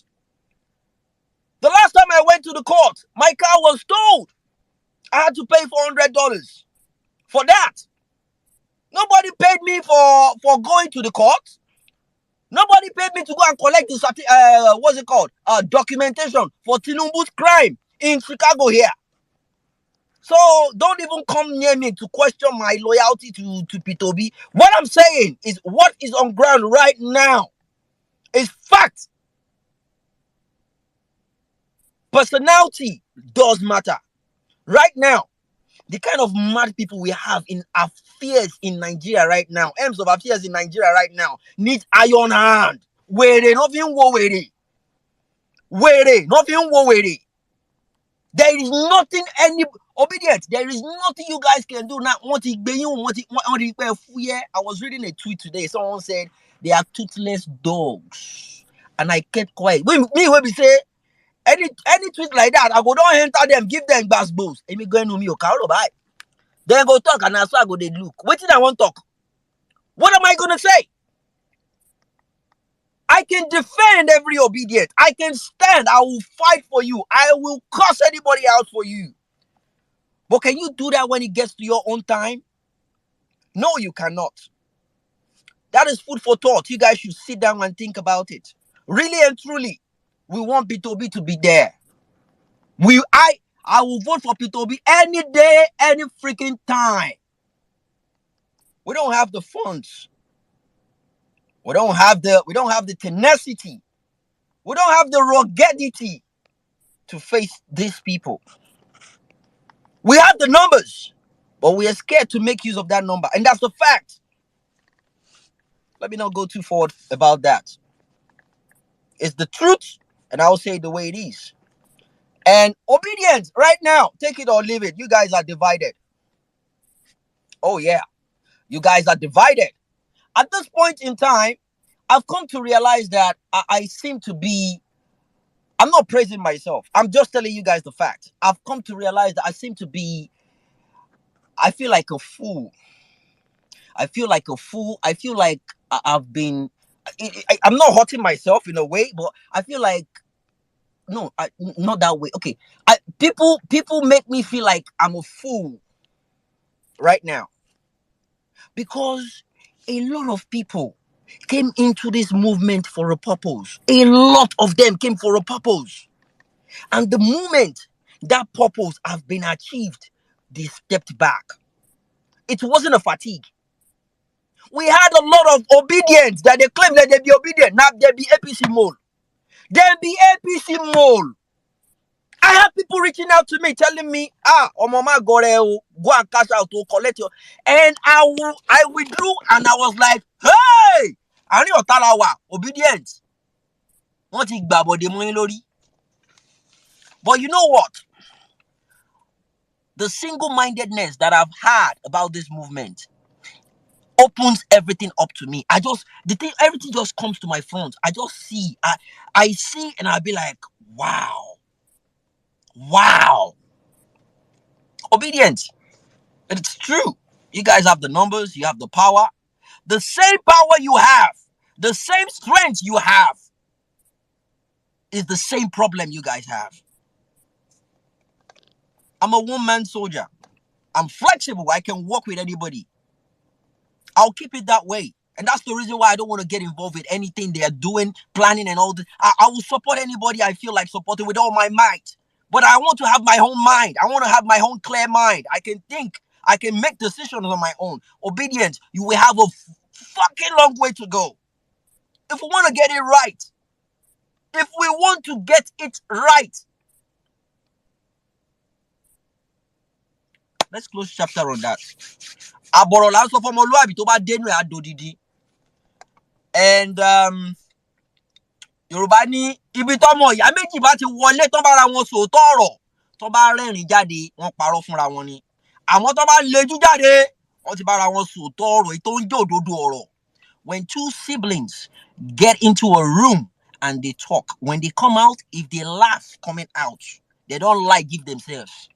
But if they're strong eye, when then they hide themselves, then they push themselves come out. Wọ́n ti bára wọn sòótọ́ ọ̀rọ̀ nìyẹn. Àbọ̀rọ̀ là ń sọ fún ọmọlúwàbí tó bá dé inú ẹ̀ adòdìndì. I want everyone to think about what I said now. Think about it. Put everything aside and think about it. Do you want a country to move on? Jimmy, Would you rather have someone you can have an equal level with? Jimmy, please.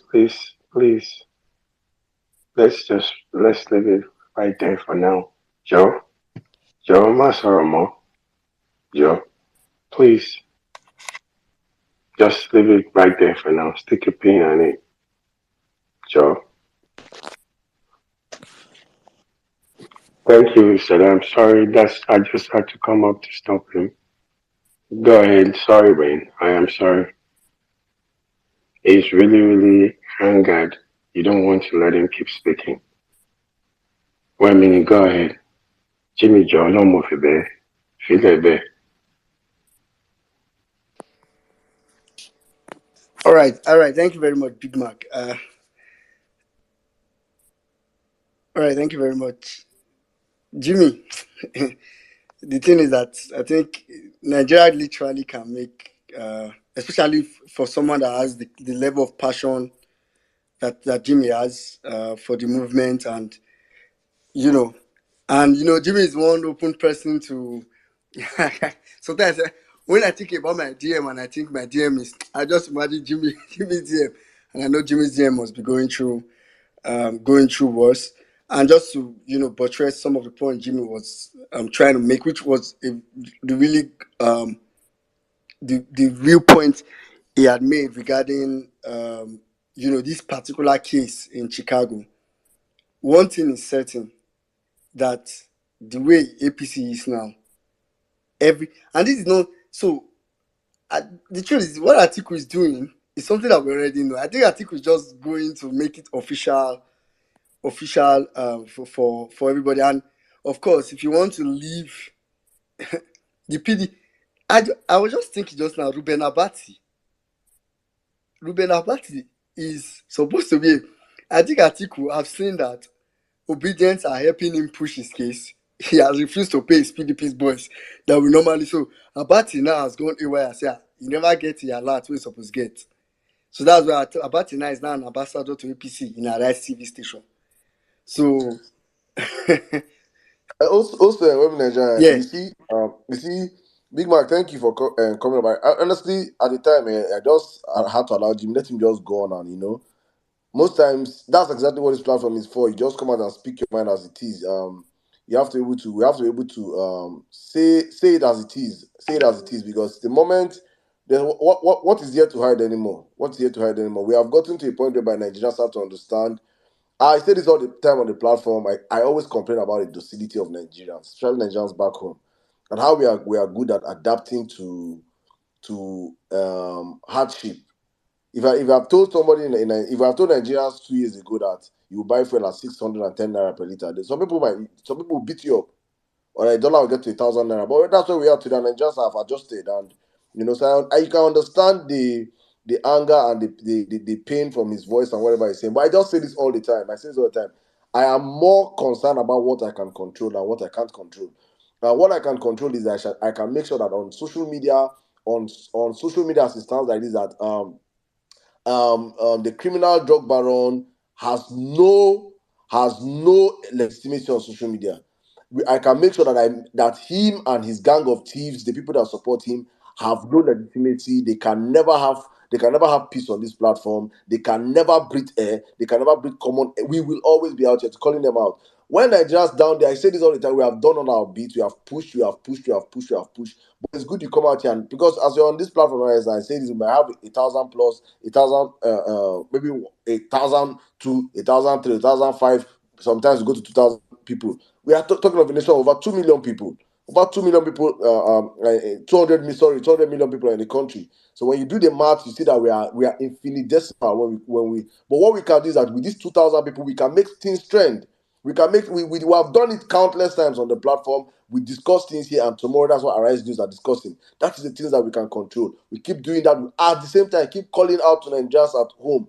Wake up from your docility. It is important we do this all the time. And understand that power to take back your country lies in your hands. Like, it is not. We have proven over this last 2 weeks have proven that. Can Nigerians come out and protest? Yes, they can. Can Nigerians come out and work? Yes, they can.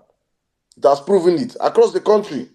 Across the country. The problem is that we now finding a way to connect them to understanding the priorities of what they are protesting for, what they're marching out for. When we get to that point, honestly speaking, I think we begin to make progress. But thank you, my brother Jim. I had to allow you to just go on. And if you want to come back and speak, please go on. For me, I don't have a problem with it. I want you to speak your mind as it's your truth.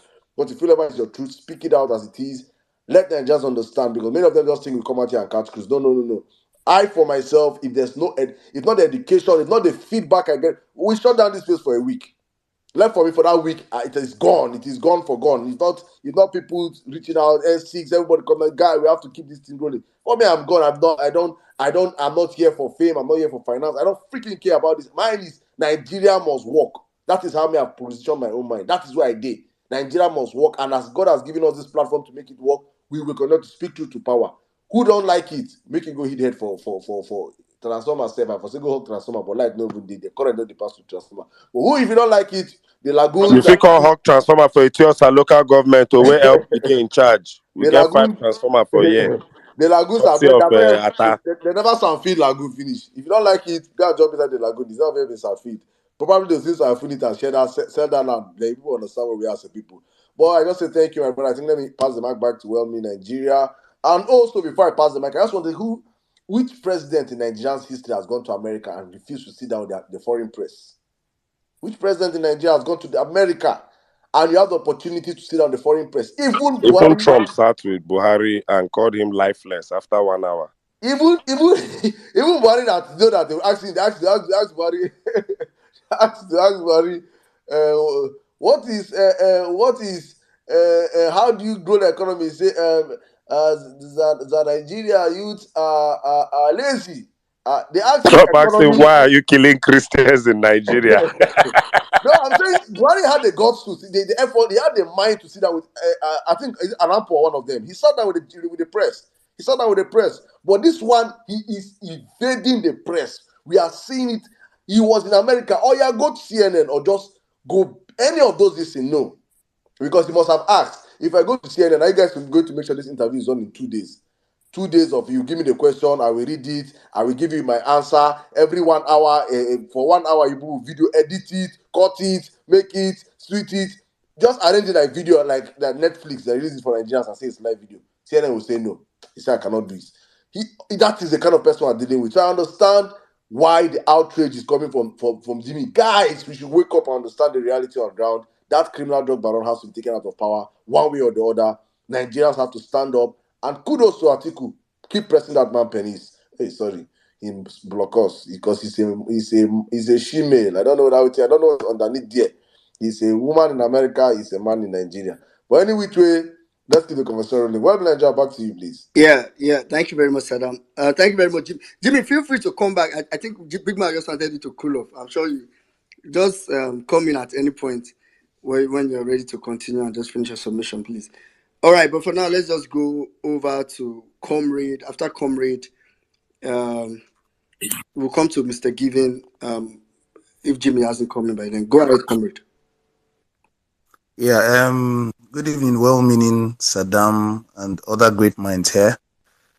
Madman talk say, no be say him mad, but you know, whenever I want talk better thing, yeah, thing go from him mouth come out. The truth of the matter is, I beg repeat this thing when you talk now. yes, everybody they accuse Chris man. Now say you are a very crazy man. Look at the rubbish you're saying. And no, the Chris man say no be saying they really Chris. No be say this is what they accuse and saying I waiting into. But when you want talk better thing, yeah, thing go come off from him mouth. People go come saying don't talk rubbish, saying they Chris. So Nigeria don't turn a lot of us to mad people. When maybe one talk better thing, then yeah, thing go just come off from our mouth and all those stuff. And this actually on a lighter mood because when we started the space, I think the question was more about who is Amoda. But the confusion for Nigeria don't change from who is Amoda. It don't enter people like Jimmy taking it to another level and the likes. But it's really, really crazy, honestly, especially for most of us who are still here and waking up every day, grappling with some of all these conundrums and the shenanigans that has been bequeathed to us by a certain class of people.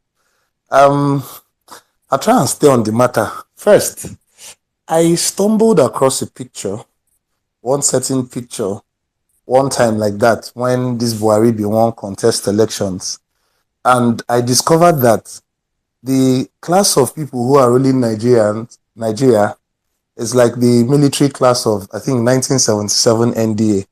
In that picture, I saw Basanjo. He was playing draft with, I think it was Babangida or so. And then T.Y. Danjuma was standing, Abacha was there. And was it Abdulsalam or so? And was just one kind of picture like that.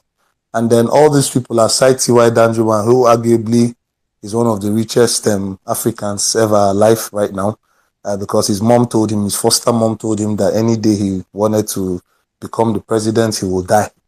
And but he will get all the wealth that he wanted and all those stuff. And then you saw this group of people, taking turns one after the other, and then they have passed us over another baton to Tinubu. I I reside in a barracks in a military, setting, semi-military and semi-civilian setting in Abuja. And prior to the elections, we knew what these generals actually did. The truth of the matter is that Peter Obi won in all the barracks in Nigeria. Please just go and verify and make your findings. But the senior officers were not buying it because they felt there was something they needed to use Amoda to do. There was a certain mission they needed to do with Amoda. And so I think at a certain time there came a conspiracy from the top military people who felt that if he comes on board, it will be easier for them to achieve whatever sinister motive that they have. I was privileged to sit down with a group of people also prior to the elections. One of them was the younger brother of Olusegun, was the guy from Osun State who was a former minister. No, not Olusegun Aganga. I've forgotten but he's a popular person. The name will come out right now. Was from Osun State. Mimiko?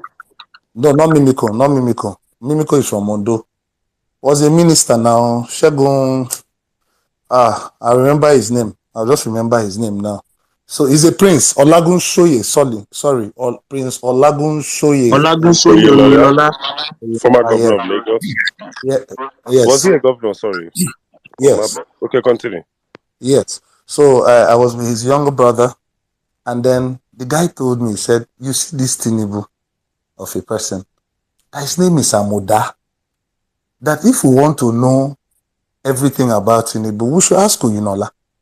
Oyinola had confronted him on several locations. We should go and ask Oyinola."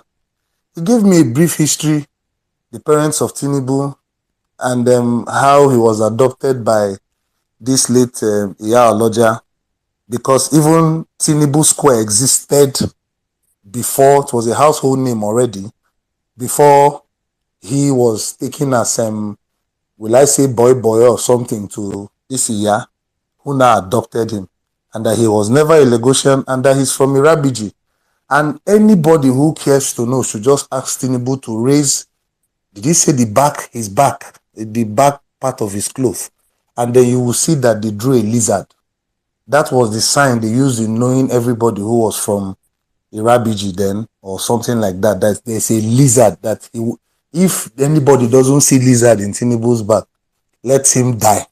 Those were his words. He was so vehement about it. And he told me that he's not talking to me as an ordinary person. He's talking to me because he's also a prince. He's talking to me from a royal stead. And, he brought out a whole lot of issues surrounding this guy, which, we don't need to flog over and over and over again. But the question is, how come this man has evaded arrest? How come? What is it makes someone feel stupid. Like it's like passing through an airport scanner with a metal device and it doesn't blink, it doesn't beep. How has this guy been able to manage his way? Not that he has been, will I say under the radar, kinda like in a situation where he's not a very known name. They portrayed him as a Nadeko activist. He survived the so-called Abacha era, claiming he was in the trenches and everything. They made him a senator, he survived. They made him a governor, he survived. When he was about to be unearthed under the Jonathan administration, I could recall when he was docked by the CCB, the Code of Conduct Bureau, for not declaring his assets, he survived. He came to contest for presidency, he survived. He was planting people here and there. He made Fashola governor of Lagos twice. He made his commissioner, Rigbeshola, to be governor in Osun State. He made Fayemi to be governor in Ekiti State. He made Fowler to be FIRS director.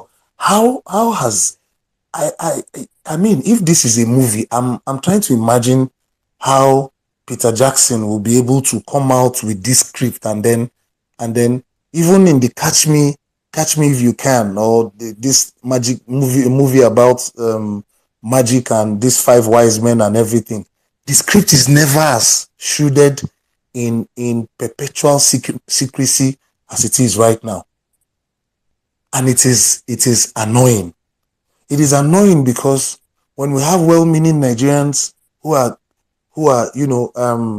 making waves. I just saw one on Twitter today or so. They say he built something like a Google that could help doctors see through cancer patients during surgery or something. A Google that could identify cancer tissues in Nigerian. I just read about that today.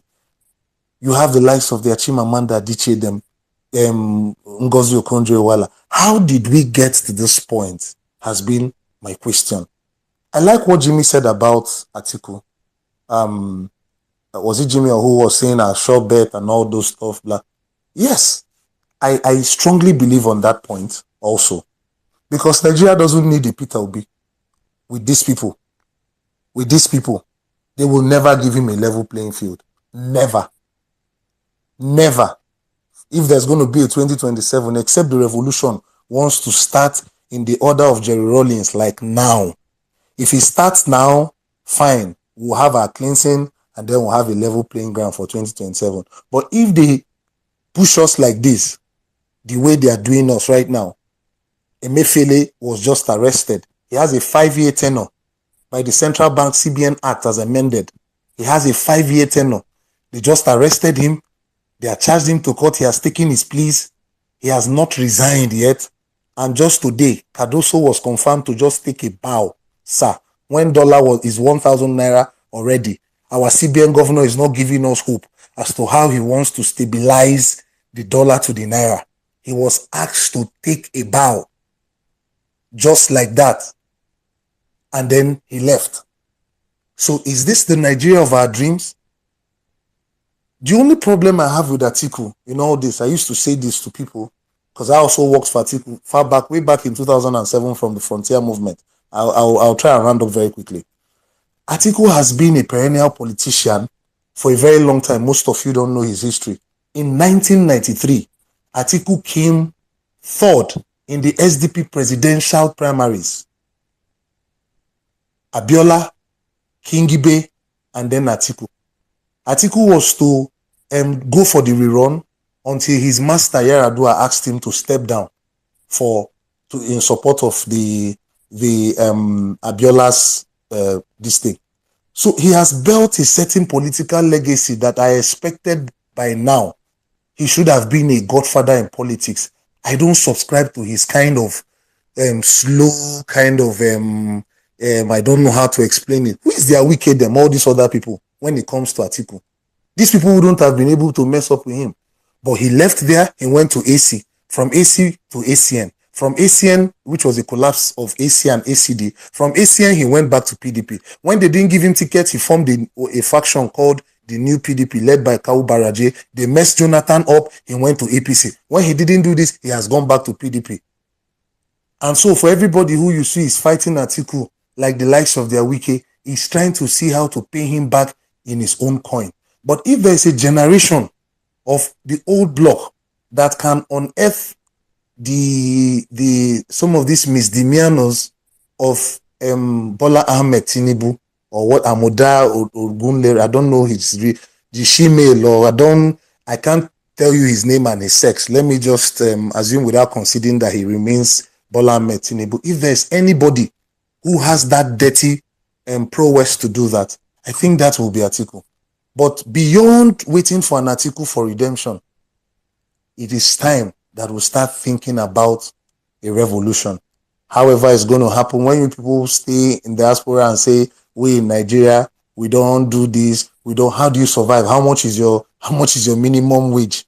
How many jobs can you do? When was the last time you got paid in even a federal government job? And all those stuff. Which resources will you use? The police comes up, they put people like Chude. Yeah, my time is almost up. They put people like Chude and other people who are even social media influencers in prison. That's why you hear it on Twitter. The ones, Uncle, who are not social media influencers, who comes to rescue them.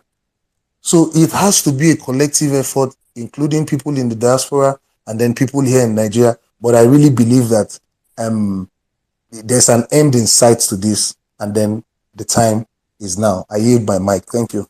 Thank you very much, comrade. Thank you. That was very beautiful. That was a beautiful submission with a lot of insights, a lot of insight. I just wanted to Tizo, go fact check. ahead. Tizo, I'm asking, I'll let you to Yeah. give us that kind of submission normally. Go ahead. Oh, it was a beautiful submission, and I'm very happy. So let me just do a quick fact check of the Olagusonye Oyinlola story he told us. That story is factually true. In 2009, there was a campaign rally.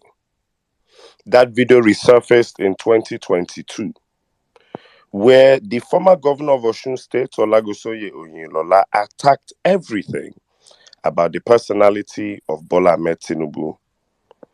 Now, this thing came out in 2022, but it was fact-checked that it actually happened, but they presented it like it was something that happened recently, but it was something that actually happened in 2009.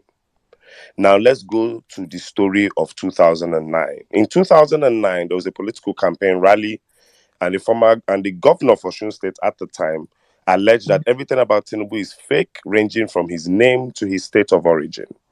In the video, which was obtained by PR Nigeria News, Oyinlola claimed that Tinubu was not from Lagos. According to him, Tinubu has a tattoo of a lizard on his body, which is the mark of Osun State indigenes. He then challenged Tinubu to uncover his clothes and show his body to disprove this claim and show the public he was lying. Speaking in Yoruba, Oyinlola said, Bola Tinubu from head to toe is fake. I still want to add something.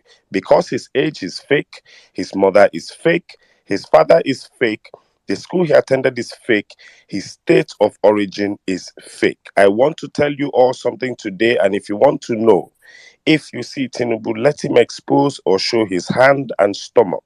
There is a tattoo of a lizard there, which indigenes of Lagos would not have, except indigenes of Osun State.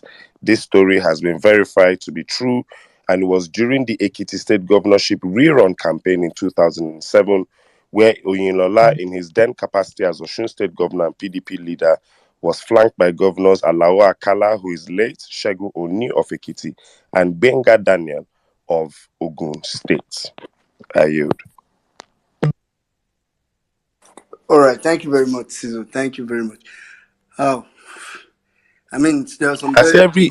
every day we dey uncover, I did tell you. and these are things that have been online for years. Kai. Every day we dey uncover. Wait till the 70,000 pages start dropping. Imagine we just. Oh God, it's very, and like the question that comrade asked. I think it's something that we all should sit and think. And I like the way he ended the submission because I know he made a point about Atiku being that anybody from like the old order, and it's quite unfortunate because naturally the power belongs to us, the people, and we have used that power. So to make it look like from state capture, those guys have suppressed. These guys have from INEC to Judiciary have suppressed the will of the people. It's just very sad. That's why I like when he said that, aside that, it's really the time for people to arise. And like Saddam was saying earlier, I really just hope, I really, really, really hope that people don't think the fact that we, have these powers and, we keep talking about this should pacify you. It's really time. It's really time for Nigerians to arise. It's really that time, because I was just going to say that going to the Supreme Court, even this case Atiku is fighting now, to be honest, I think I just need it for that factor of make all of us take this more together. It's not for whether the Supreme Court you did the right thing, because if it's by legal, if it's what is required, to do the right thing in this case is by legal standing. Peter Obi's case and the petition already covered it. It's already so it's not as if Peter Obi needs this Atiku's US case now for the court to do the right thing. That's just the fact. Everything that is in that petition. No, wait a minute, Nigeria. Yes. Do you know why? Do you know where I'm standing from on this case? Is that let the Nigerian judiciary Make all see of how us just day. Make we just know. Say all of it. It's everybody. Like it's very clear. That's the point I'm trying to make. It has to be official. Everybody will know that this is a big. Yeah, and the Nigerian judiciary will not know how useless they are. Yeah. Let them know how useless they are as a people. There's no wicked. I think I heard he's lobbying. There's some Jewish people he's lobbying in America to help show because there's corruption everywhere. I think I was saying that Oyinbo people are more corrupt than Nigerians self. They are more corrupt than us. The difference with us and them is that they have systems in place to checkmate those corruption. There's a Democrat senator that is right now that they don't cramp on Menendez and his wife. They have been collecting bribe from Egyptian top Egyptian businessmen. Menendez representing I think New Jersey. It's a senator. He's under FBI. Just released his case yesterday, and people from some Egyptian top businessmen were bribing him and his wife since 2016 or so. We're bribing the man, buying him cars, giving him gold bars, giving him thousands of dollars. Corruption, they everywhere. The American system, they are corrupt people also. But the difference is the system in place. So hopefully the system in place in America will expose this criminal that has been hiding his record, and Nigerian judiciary will not see how useless they are, that they should go and remove that wig on their head and burn it.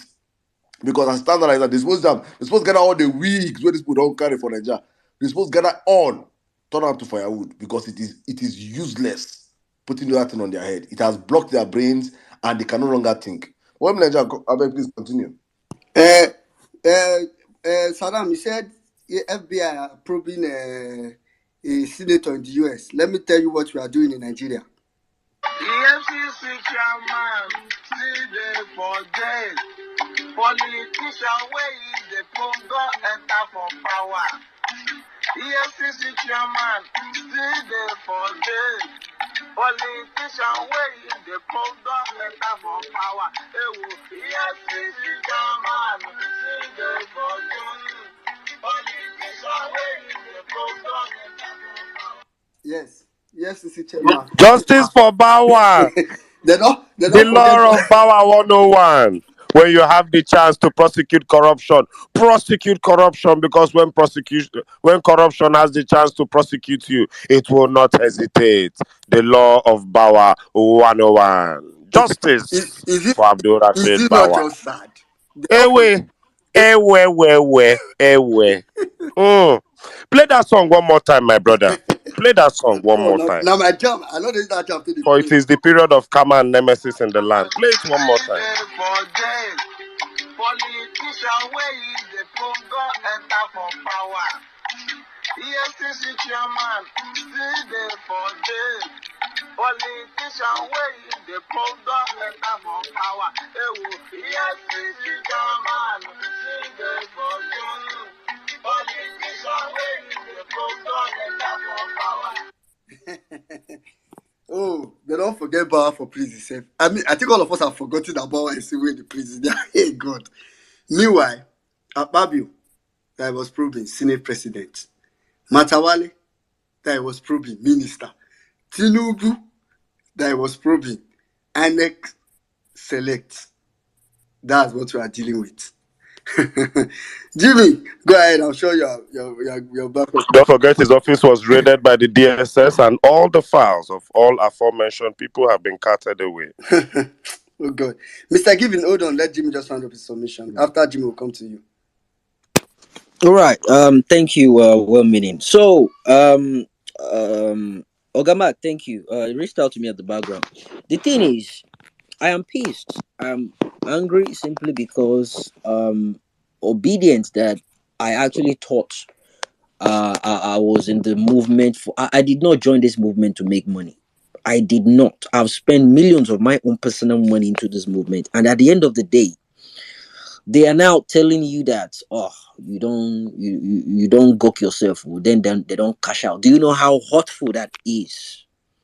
Do you know how hurtful to now realize that people you call your comrades, people you call obedient colleagues, are now the ones you realize that they sold out what happened in Lagos. They sold out what happened on different states. And I come here. Look, I'm a very, very calm person. You see all this madness you're seeing me having a go at everybody. That's not me. I did all this for the betterment of my country. I was desperate to get a good country, and I went all fucking out.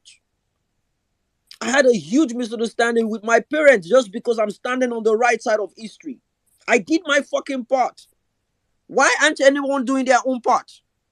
How do you want us to feel? A lot of us, we put our lives on the line here. Give us a reason to keep coming. Give us a reason to, oh God, Jimmy, will they enjoy you? We want to hear you speak. Hear me speak, and you're not doing anything. Oh no, you know, do something for me to keep standing up for you, for me to keep speaking for you. David, today he put his life online. Everything that man has done is what we've been building on right now. He's running up and down, looking for a safe haven. They're going after him. They're not going after him because of the Niger documentation he released. They're going after him because they know he's the brain behind what is going on with Tinubu right now. This one where Atiku hold for blockers. That is the main reason why I say who brought this down for. Now one person released this documentation. Now one person exposed this thing. Now one person blow him out.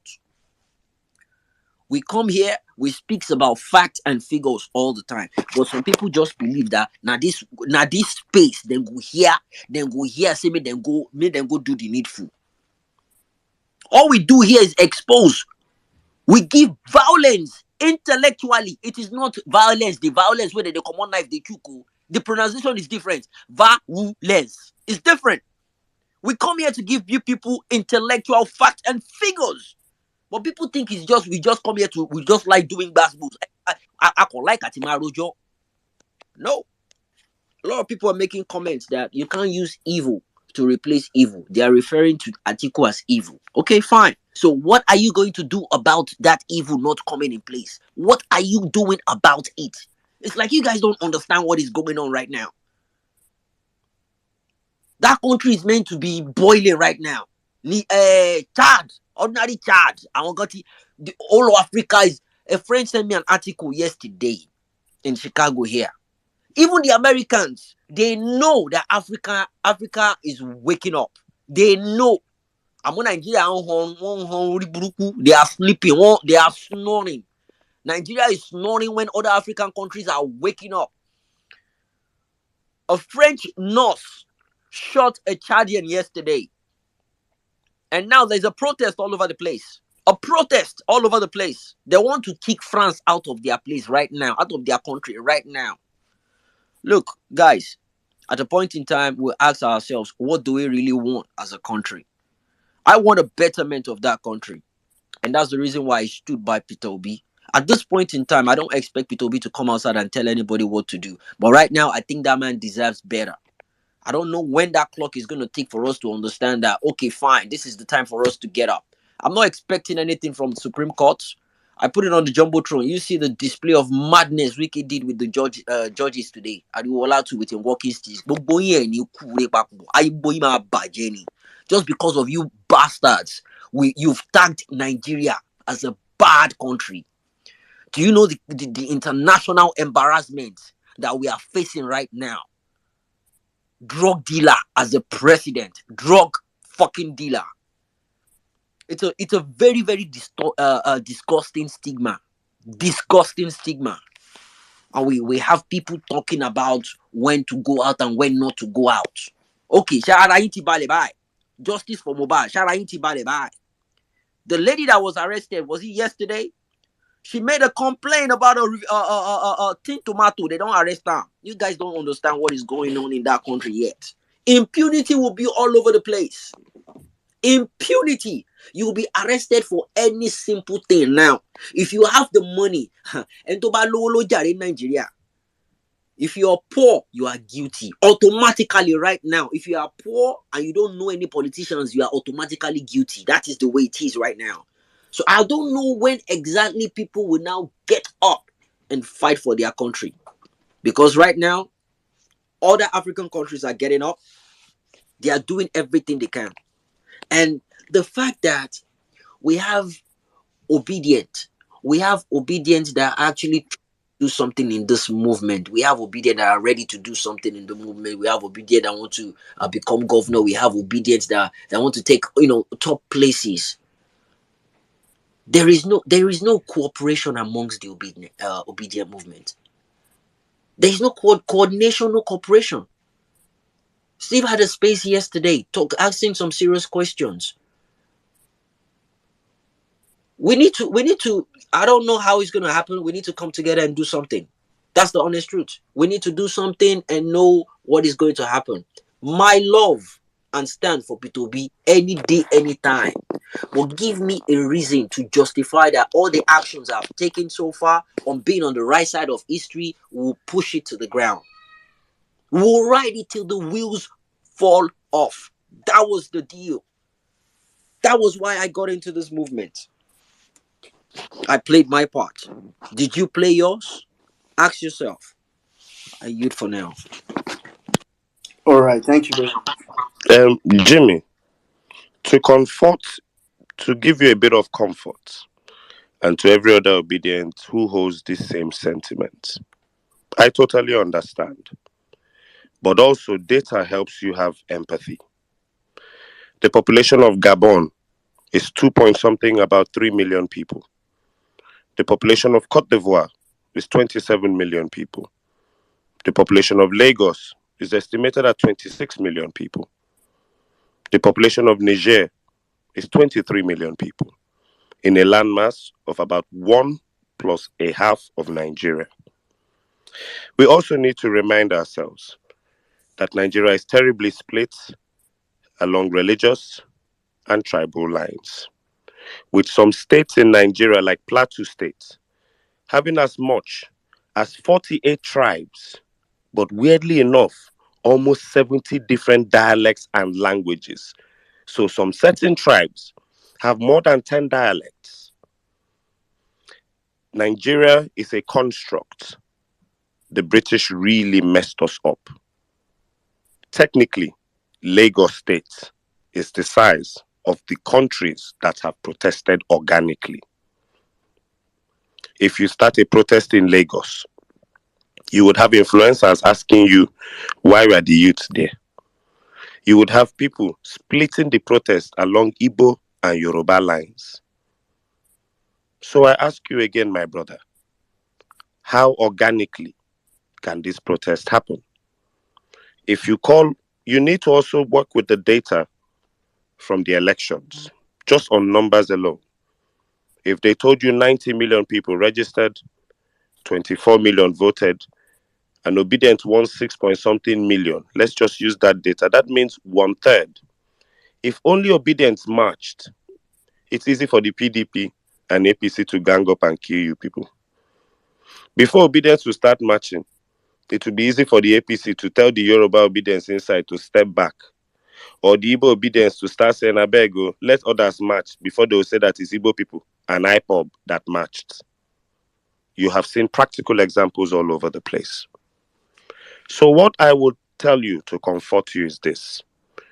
Everything you see that dampens your spirit about the Nigerian collective is actually data that should excite your spirit. If you see the Nigerian youth marching for Mohbad and say, damn, this same youth could not march for the tribunal and the bastardization of the Nigerian constitution and the Nigerian judicial system, also see it that Baba, now one person, now if he make all the youth nationwide agree to scatter everywhere. And it is still very possible and ignitable by factors you don't even take into account. Would you believe that it's Afrobeats and a record label that cheated their artists that have made youth march? There were Igbos online chastising Igbos for marching for Mohbad in the East. We saw it. So, my brother, what I will tell you is this. We have been called to a ministry for God and for country on the violence space. And what we do here is sensitization. A lot of people come and thank us for, if you notice, something else that should comfort you is during the election period, we could spread the gospel of Peter Obi on this platform and spread the hope for a better Nigeria. And that is what infected the whole country. We should also be very careful if we spread the dampening of our spirits, as that could also affect an entire movement and the whole country. One.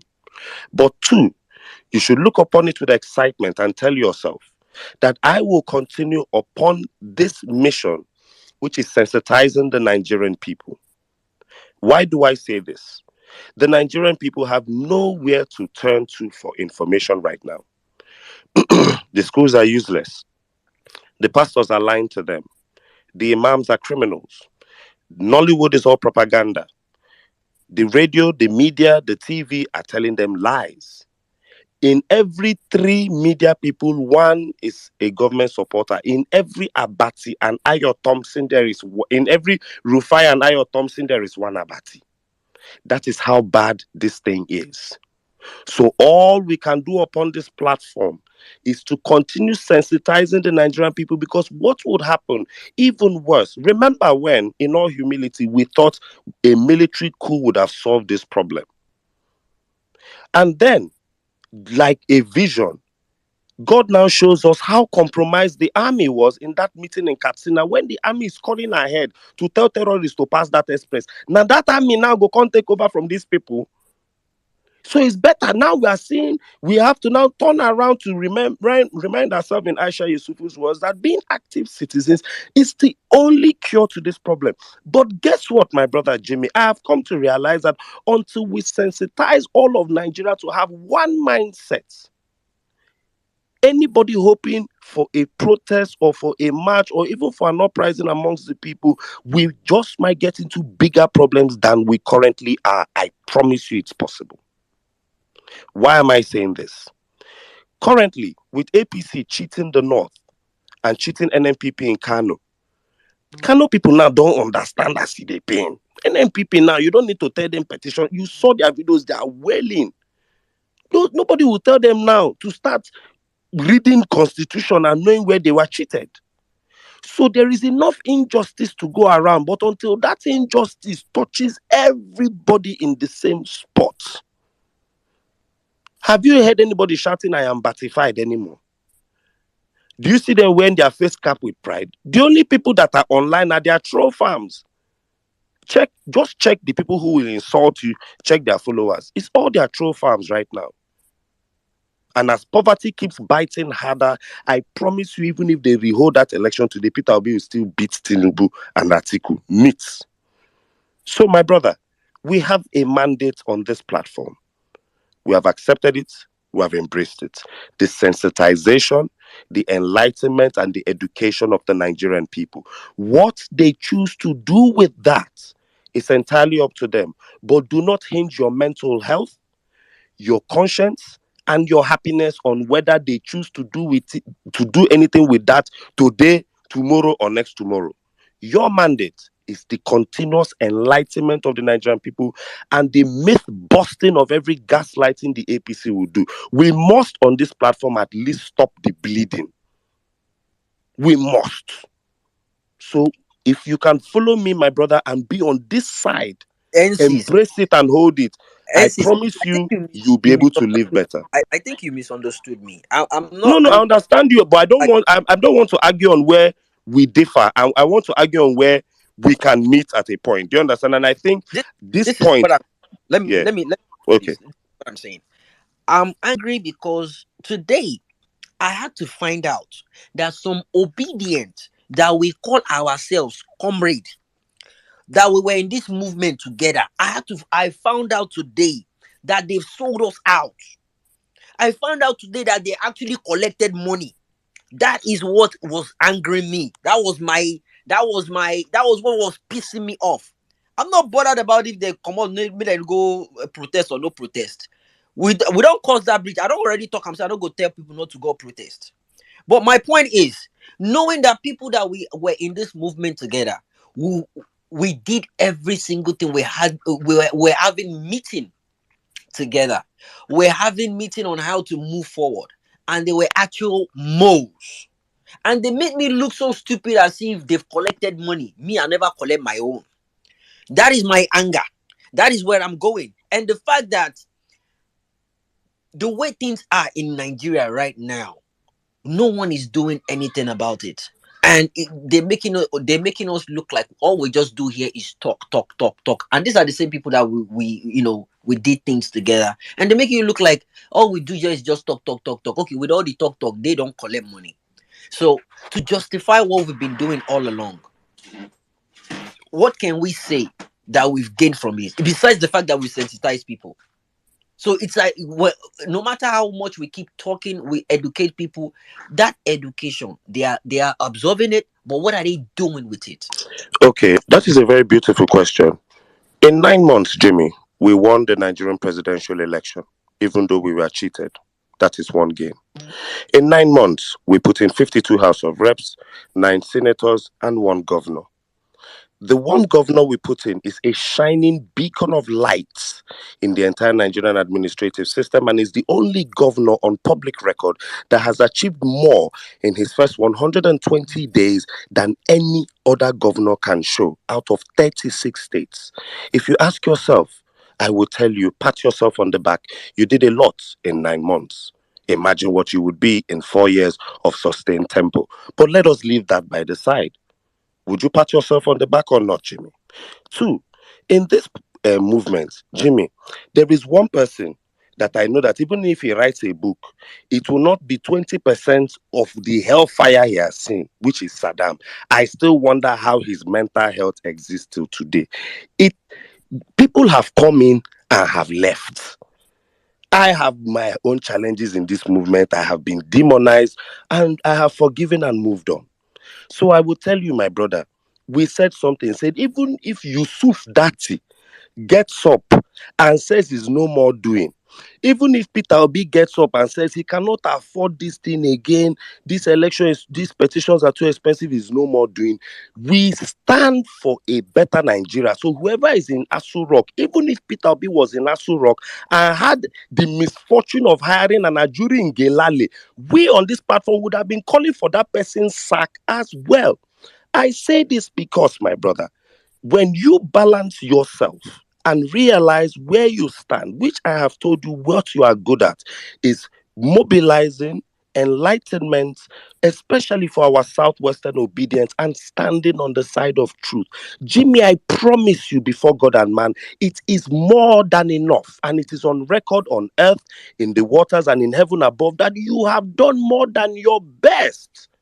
What more do you want to do?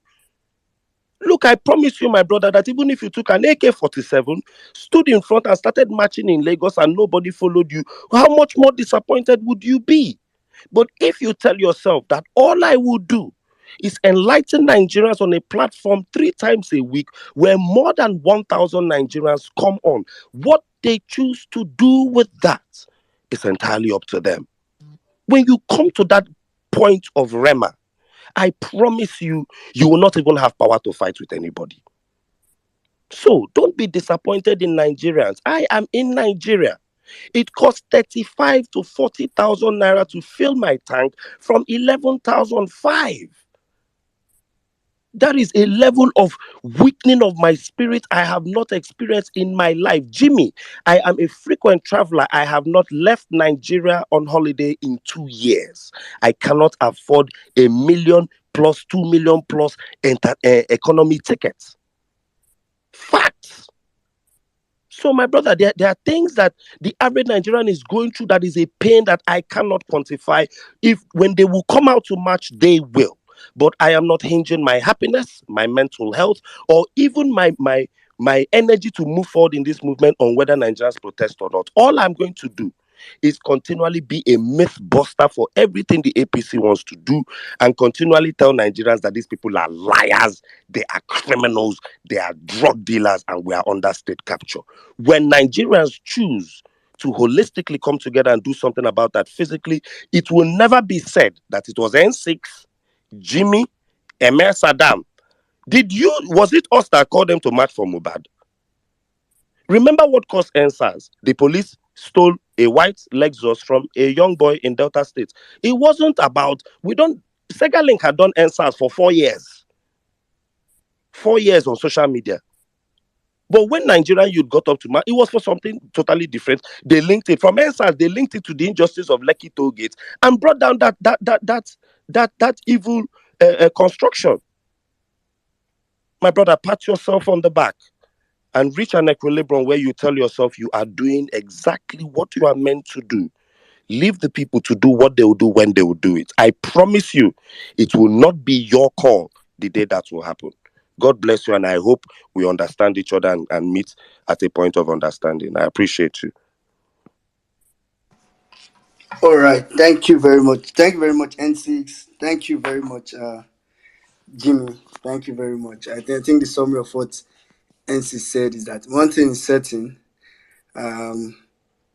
There is an obedience movement, not there was. There is an obedient movement, and I've always said it. I think I'm still curious. I really wish Peter Obi was declared, because I actually think we see a lot of non really well-meaning people.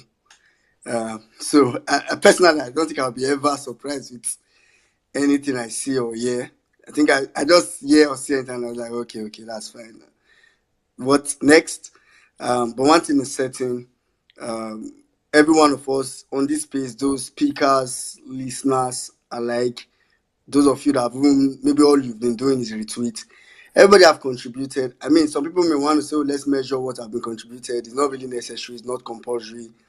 But one thing is certain. Books will be written about the obedient movement, one way or the other. I know books will be written. I know people that have said they are writing. I know people that said they intend to write. And there's no way to be written and they say, people like Jimmy, or even, like I said, even up to listeners on this space, their names to be mentioned. And one thing, after the 6th, I received a lot of messages. Maybe some people thought, because when we don't analyze this issue, this guy will be heartbroken. This guy probably by now don't take depression and all that. So I received a lot of messages, people saying, hope you are doing fine. I'm just checking on you. Hope you are doing fine. And one thing I kept answering them is that, personally, I'm doing very fine. I think the first day we did Vawulence space, I think I was the one that made a tweet and said, people are waiting for Vawulence space. Saddam is enjoying me. I'm in one place. I'm sure LC is actually doing okay. Jim is doing fine. I think I made that tweet. And it was true. Because I always told people, I posted a lot on my WhatsApp. And believe me, anybody that knows me on WhatsApp, I don't post. If I post anybody on my WhatsApp status, I not out of anything, but during the PEPT, I posted a lot, way more than. I don't used to like posting on status because I feel like people that have not remembered you will not see your status, and all of a sudden they will just remember you. Say, this guy still there, far. So I don't usually post on my status, but I posted a lot. So I have people would reach out to me and be like, and do you think people will win? Do you think they win? Because and my answer was always consistent. I told them, I'm not really interested in whether they will win. I would like if the court does the right thing. But the first thing I'm interested in is to be able to tell myself that I had an opportunity to put in my best. And I did put in my best. And it was no longer up to me. So I think that's what everybody, at this point, everybody should, it's a self-reflection thing. Did you? I mean, you can lie to everybody, but you can't lie to yourself. Did you put in your best? And Jimmy, I can tell you for free. I don't think anybody can put in more than you put in. You put in your best. And it's just quite sad that Nigeria is where it is today. And it's quite painful when you think that those people that are even more disturbed are those people that should really don't care. Should really don't care. And to be honest, even obedience in Nigeria, normally there are those that shouldn't be. NCS is here. NCS is not suffering. I mean, NCS is a celebrity. NCS can, but it's here and it's trying to push. Jimmy just Jimmy use person salary take go tow motor, take go collect motor for tow. Person too much salary for Nigeria. Now he take just go collect motor with the tow because he was pursuing case. But he's here. So at the end of the day, the question is for everybody: are you putting in your best? And you don't need to answer it, but just make sure that you put in your best to get our country back. All right, let's just go back to the topic. Before you carry on, Yeah, well, Joe. I mean, I just want to say, the people in question, and I'm 100% sure they are here. They are listening. They are using their Bona account. In fact, I just checked now. Mindset page has been on for over 1 hour. Just 69 people are there. I know they are listening. They are here listening. Don't worry. The day of reckoning is coming, and I will hold a space specially for you guys, and I will name you one by one. I will cuss you out. That day is coming. Honestly speaking, that day is coming. I yield. And the way Jimmy they say I will curse you out. I had to make you laugh. Thank you very much, Jimmy. Thank you. All right, quickly, Giving, Mr. Giving, you have been here for so long. Sorry. Please go ahead. Okay, good evening, everybody.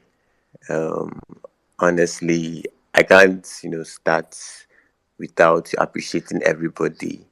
Calling names would really would belong for reals. The emotions, the temperaments, and also the lessons. It's always a good thing. To be somewhere where you learn and you experience new things. The mood in the room just switched up from what's on the topic today, but I would still like try talk on the topic, but No, the topic is for you to talk on. That topic, this one, you don't close out. So go back to the topic. okay, all right. So who is Amoda? That one is something else.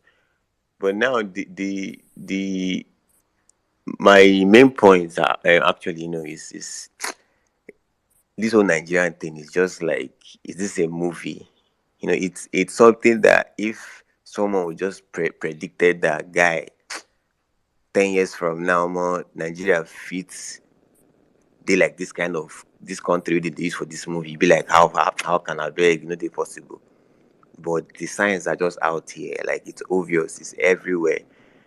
So like I actually understand everybody's mood right now. People are angry. They feel that okay, I can do this, but can this person do this? If I do this, can this pull up? So I can really, really understand how the whole thing is going.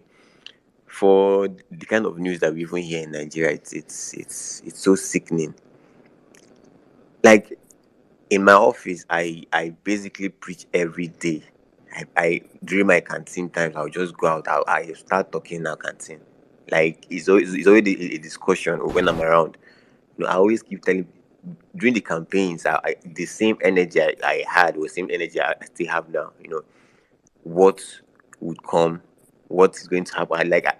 I just keep on telling people, in my own little way, you know, still believing that one day one thing will just unite everybody. My major highlight today was like I was telling them that see the way they use catch us now, this lines, these religious tribal nonsense lines. Like now something will unite us. But then even if person want do line or say, okay, let us go this way, all these division things, because everybody has their own foolish people. Every tribe has a stupid person there.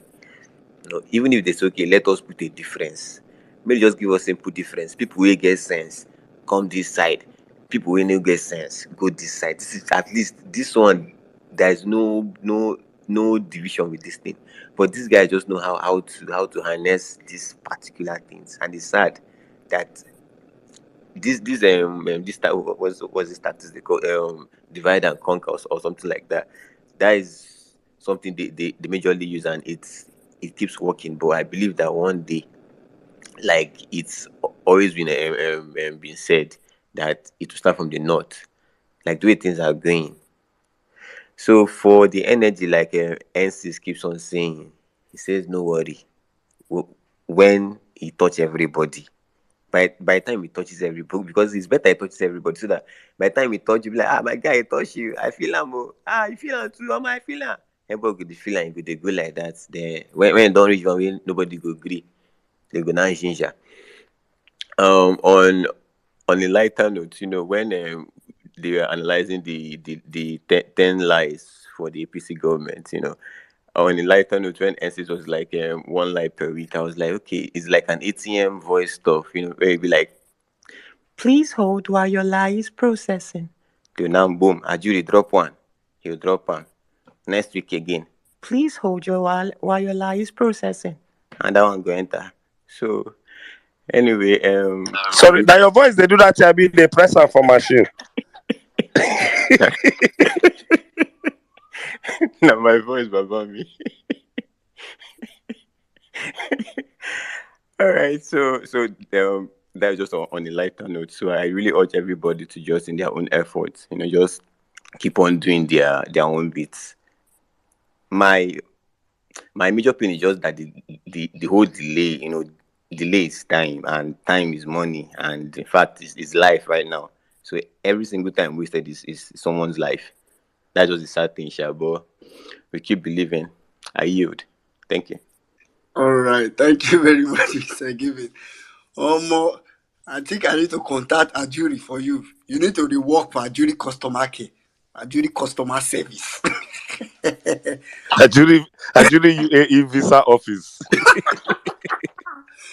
Hey, Ajuri, we need you. Why? Because I think this lying job is very difficult. It's not finding it easy like lying Mohammed. He's he's taking a long time to process. But thank you very much for that. Thank you very much for that submission. Um, quick Jimmy, one, yeah. this your account don't come back. Bro, I just want to let people know. You see, you're dealing with a different breed this time around. I told you guys.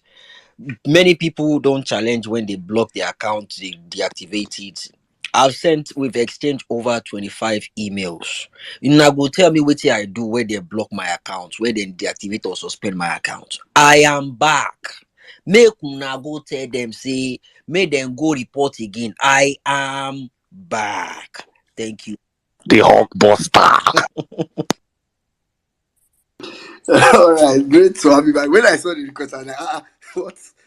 This is Jimmy. Thank you very much. All right, quickly, I'm going to take three female back to back to back. So Kisley and Truth, people will wait. Because I think after Mommy Bolanle and one other person spoke since, we've not heard female. So I'm going to start from Auntie Meg, we'll go to Madam Anze, then $1 Million Girl, in that order. Auntie Meg, please go ahead. Thank you, my brother. You're so gender sensitive and gender, you must have plenty sisters. Thank you so much. I came up when Cizo was talking. I think we need to. I'll speak to the topic. I know who is Amoda, APC begging Atiku, Judiciary. I don't have much to say about that. So I'll just speak to, a mother will, to encourage everybody. That's what I'm gonna do. We're here for the long haul. I'm telling you. And I believe that after this, we have entered the era of advocacy. That's it.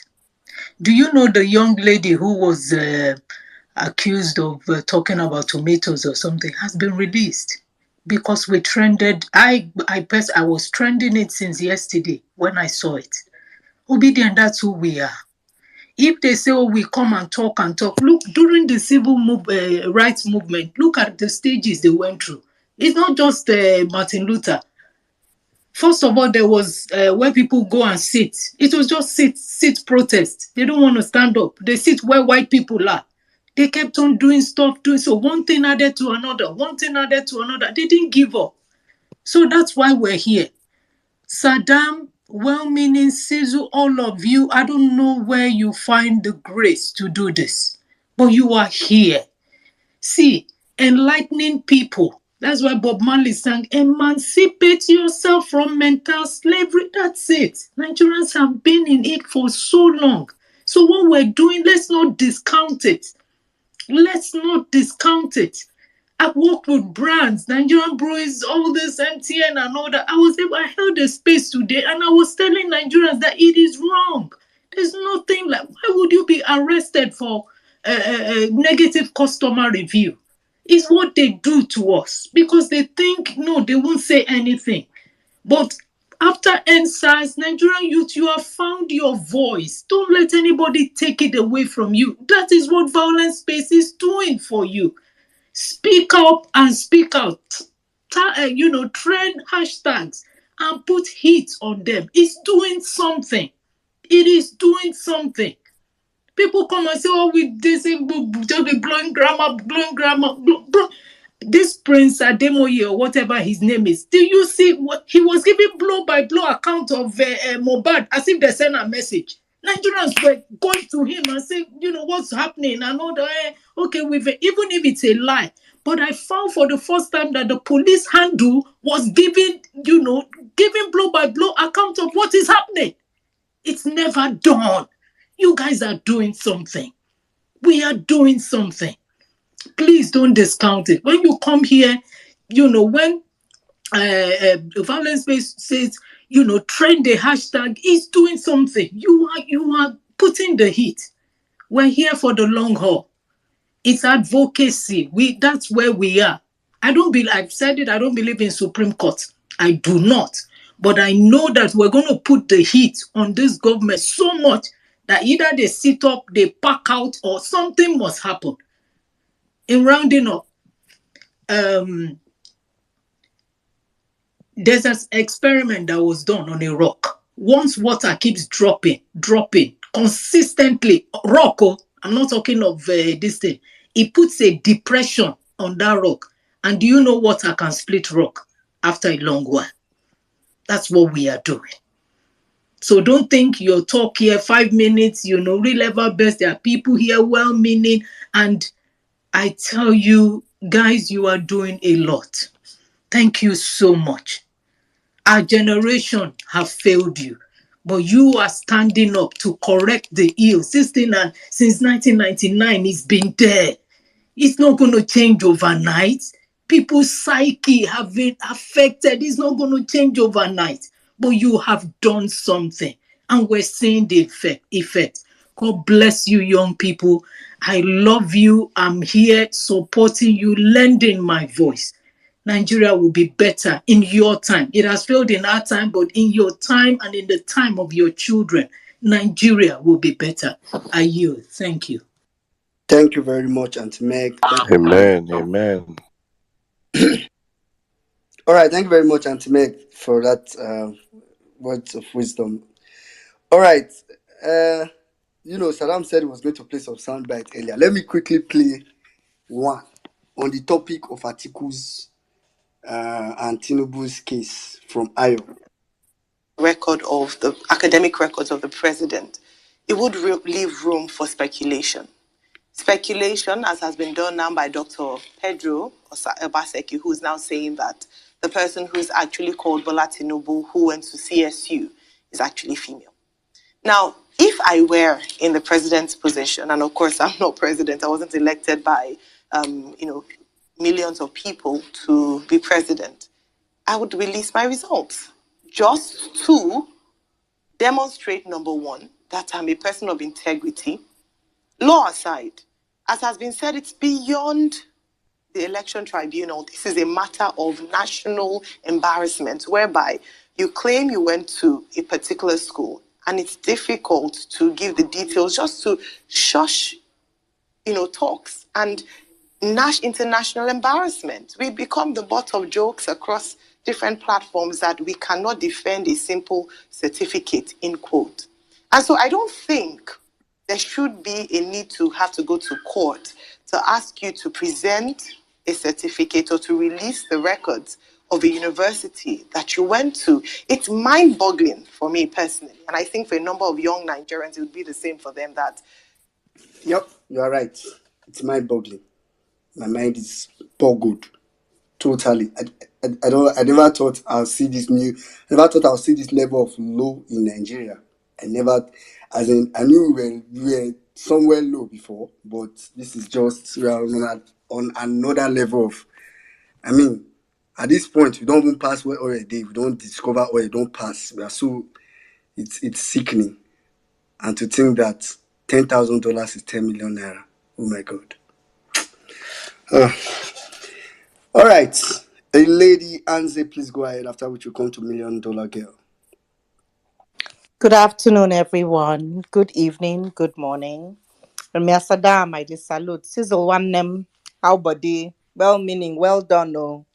Uncle Jimmy, it's nice to see you in the suits. I like the suits better than that other clothes where they wear so. Auntie Meg, Ekomdo, Auntie Bolanle, Munkinyo, Honorable Adora, Mr. Givens, my brother. I greet everybody. So the question is, who is Amoda? Kule. It's not hard. It's a transgender hermaphrodite that became a selected president in the year 2023 of our Lord. Case closed. However, we need to give it to this man. Hear me out. Might sound silly, but if you think about it, it might make a little bit of sense. This man has been consistent in being evil. So our mother, also known as Bola Tinubu, aka female transgender hermaphrodite, and according to AGK, the criminal drug baron, let it be on record that this was a boy that was born and was grieved beyond repair. Once upon a time in the early 80s, when AIDS was just coming out, there was a story that circulated Lagos about a lady that caught AIDS, and she was so grieved about it. She got the opportunity to travel to the United States, and the story was that she was going to make sure the first 10 people that she ever dated would get that as well. That was her ploy, and that was her grievance. And in her head, that was the way to heal the trauma she was dealing with.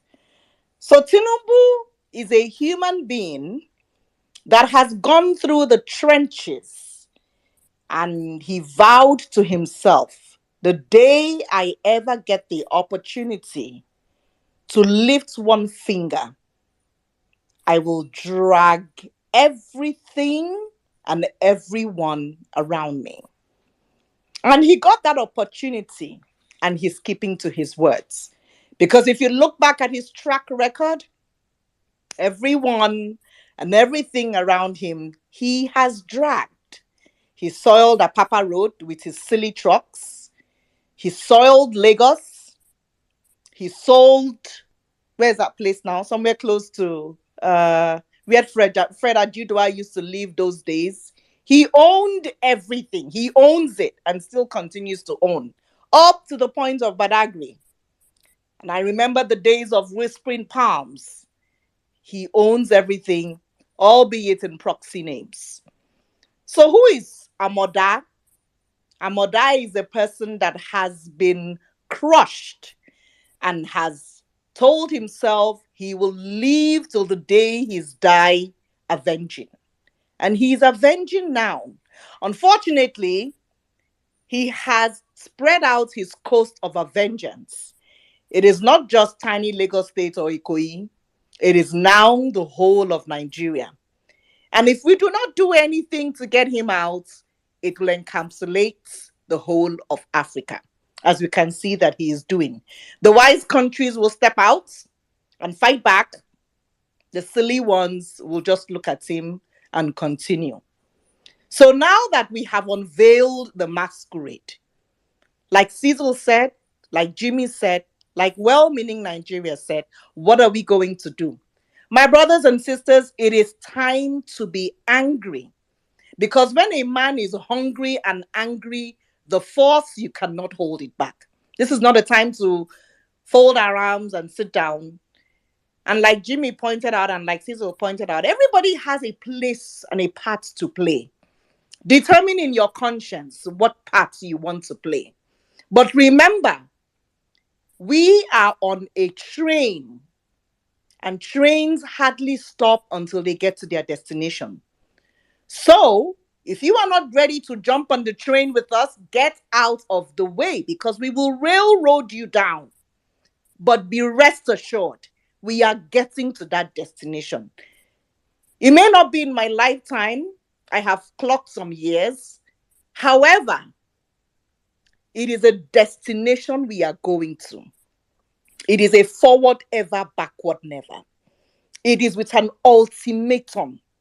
It is with a vengeance, the same vengeance and tenacity and capacity Amoda used is the same we are going to match times 10 to get back what belongs to us. How does it start?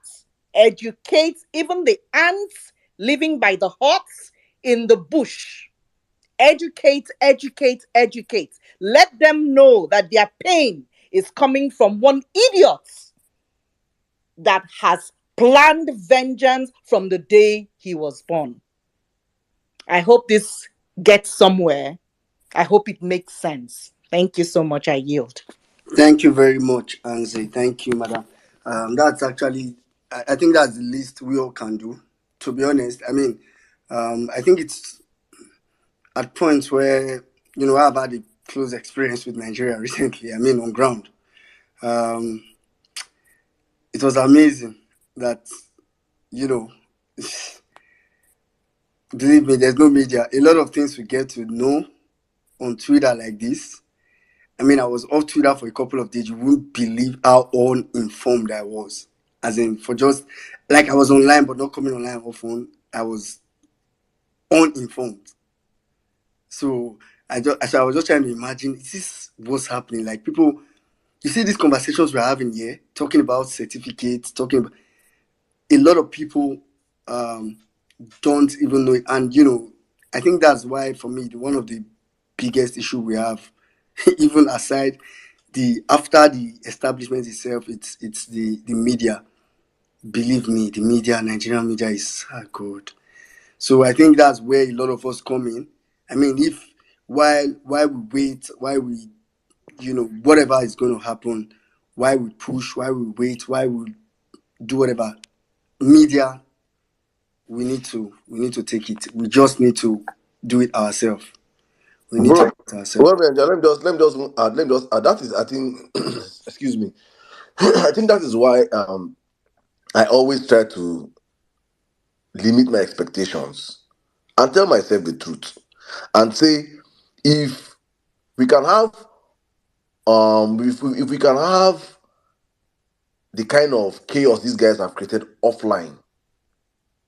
Atiku made it when he said that I have a majority of my people don't believe what is happening on social media. He said that it is true. There's a potent reason why the establishment, when I say the establishment, I'm talking about the elite class. There's a reason why they consciously make sure that Nigerians are ill-informed, are uneducated. That is the only an educated mind is a free bed. How do you tell somebody in Zamfara that why should Zamfara state have poverty? When you're sitting on diamonds, the rarest type of diamonds, the rarest type of gold, and so many other mineral resources. How do you explain to these people? Just keep them uneducated and poor, and uninformed and uninformed. Then you have gotten everything you need. It is how these guys operate. So for anybody that comes up and tell you what you do on violence, or what you're doing as person is talking, that person is an idiot. He has no sense, or she has no sense. They don't understand the power of the information we give out on this platform, or we give out on social media in general. With your Twitter, with your one tweet you tweet every day, one person you get informed on social media, it is something. And I say all the time, we have to start taking responsibilities as Nigerians. What are you doing? Do you just come up on social media and you get all this information and you're on ground, you're not spreading it? Nigeria, we are a people that are deeply uninformed. But you see any narrative they want to spread, they know how to use their mainstream media to amplify it. That's why you can see more bad match across the country. If the mainstream media jump on this case now, Nigerians will start asking questions. That Atiku's case is in court. They're talking about it, that the man that calls them Tinubu is either they don't know whether it's a man or a woman. He's actually begging courts in America to not expose his gender. His gender. If they make it mainstream discussion on mainstream media, you will see the revolution of the Nigerian people, but they won't do it. It's our reality. So as I've made peace with that reality, all I can do is to continue to come out here, use my platform and talk, tweets, tweets, tweets, tweets. I'm having discussion with Nigerians back home. I'm telling them, I hope you're aware of this thing. I can hit my chest and say my whole family is informed. Can you do that with yourself? Ask yourself that question on this platform now. Can you hit your chest and say, my family, everybody is informed and know that what's happening right now, that Tinubu is a criminal? Can you really tell yourself that truth? If you cannot, I don't say you're part of the problem, but it gets to be, Sha. Well, Nigeria, back to you, please. Yeah, thank you very much, Saddam. I think that's the least we can do. We can, from here, I think some time back we said if you want to be a blogger for this reason, please be a blogger. If you want to, I think if you want to, anything you can just do to keep cascading this information that let's keep doing it, because I think that's one of the best way if we are going to have a collective action, a collective emphasis on the word collective action. I've said it so many times that at this point I leave it for individuals, but collectively I think we need to educate a lot of minds in Nigeria, and I mean really people on ground in Nigeria. All right, quickly, let's go straight to $1 Million Girl, after which I'll come to Kingsley, then Honorable Ada. Honorable Ada. $1 Million Girl, please go ahead. Thank you, Omini. Good evening, everyone. Wow, it's been a while. Here we are again.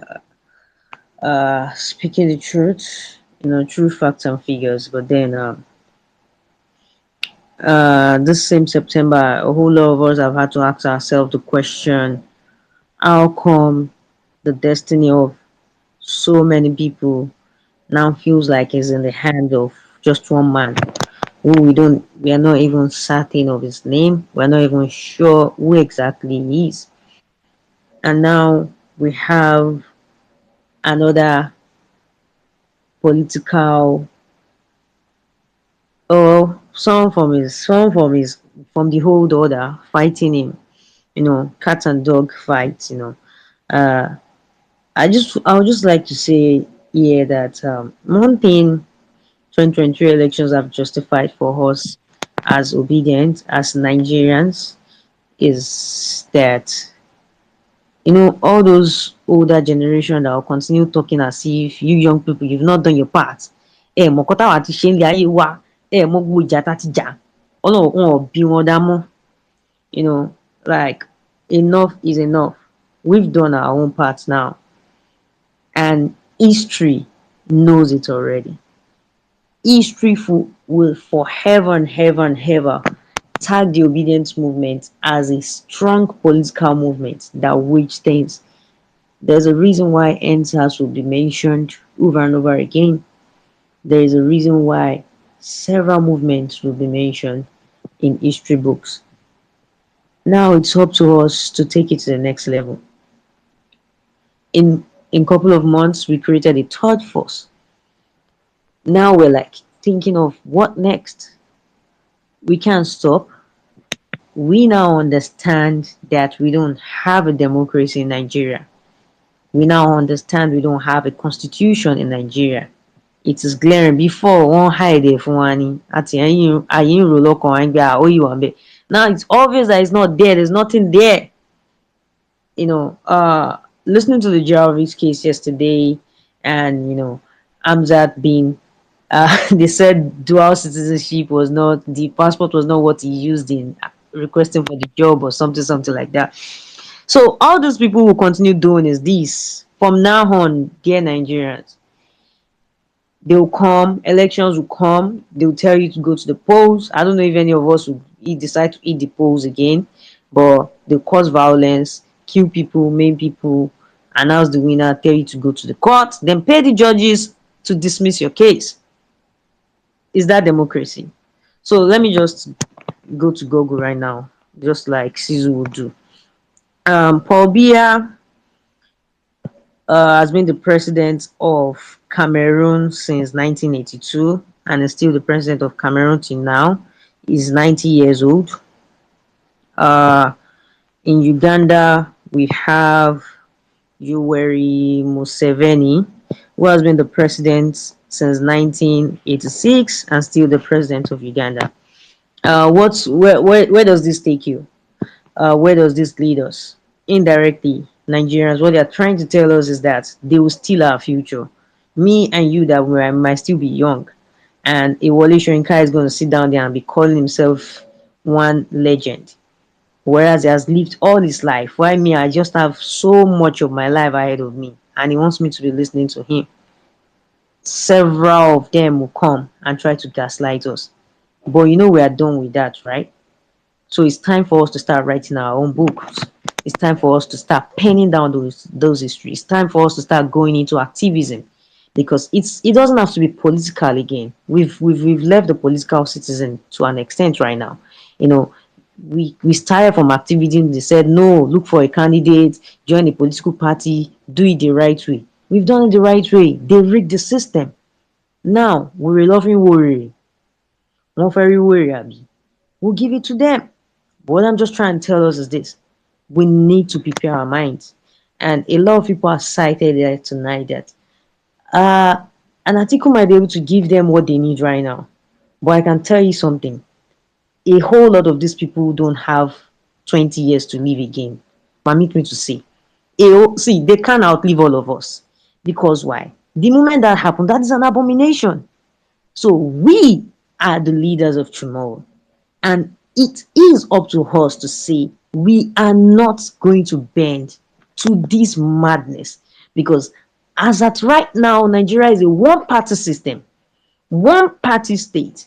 And every second that keeps counting, that man is infesting every single thing he can lay his hands on. Even this, our community, is recruiting second by second among us, making sure he buys them to his side just because he doesn't want anybody to question him.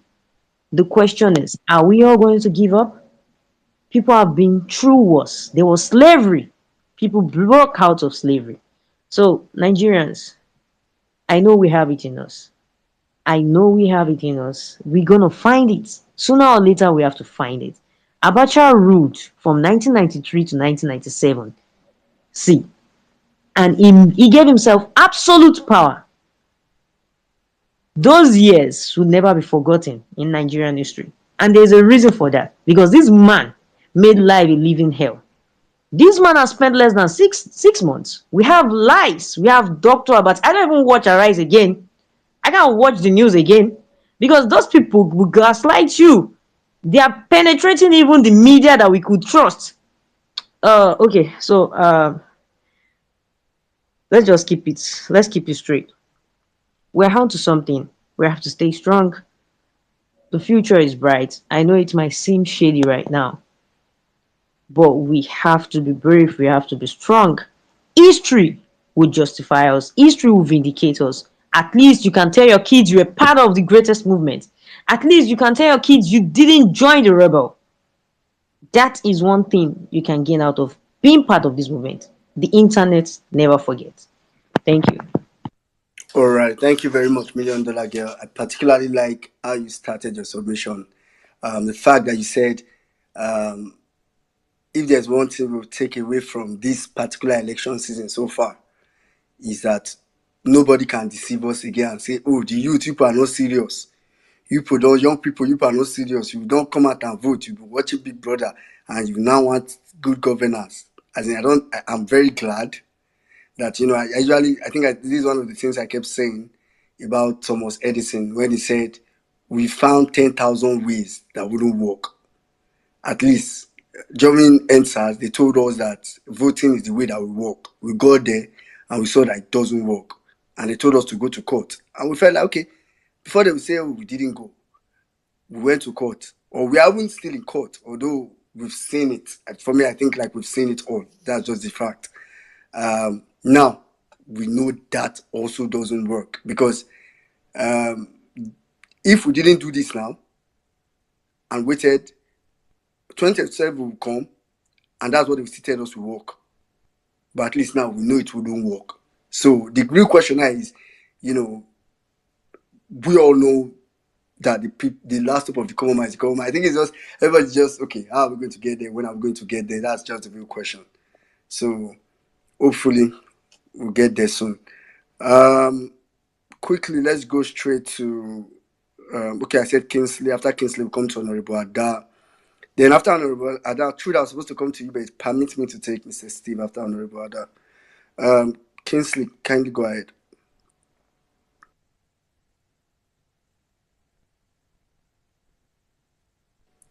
Kingsley, are you there?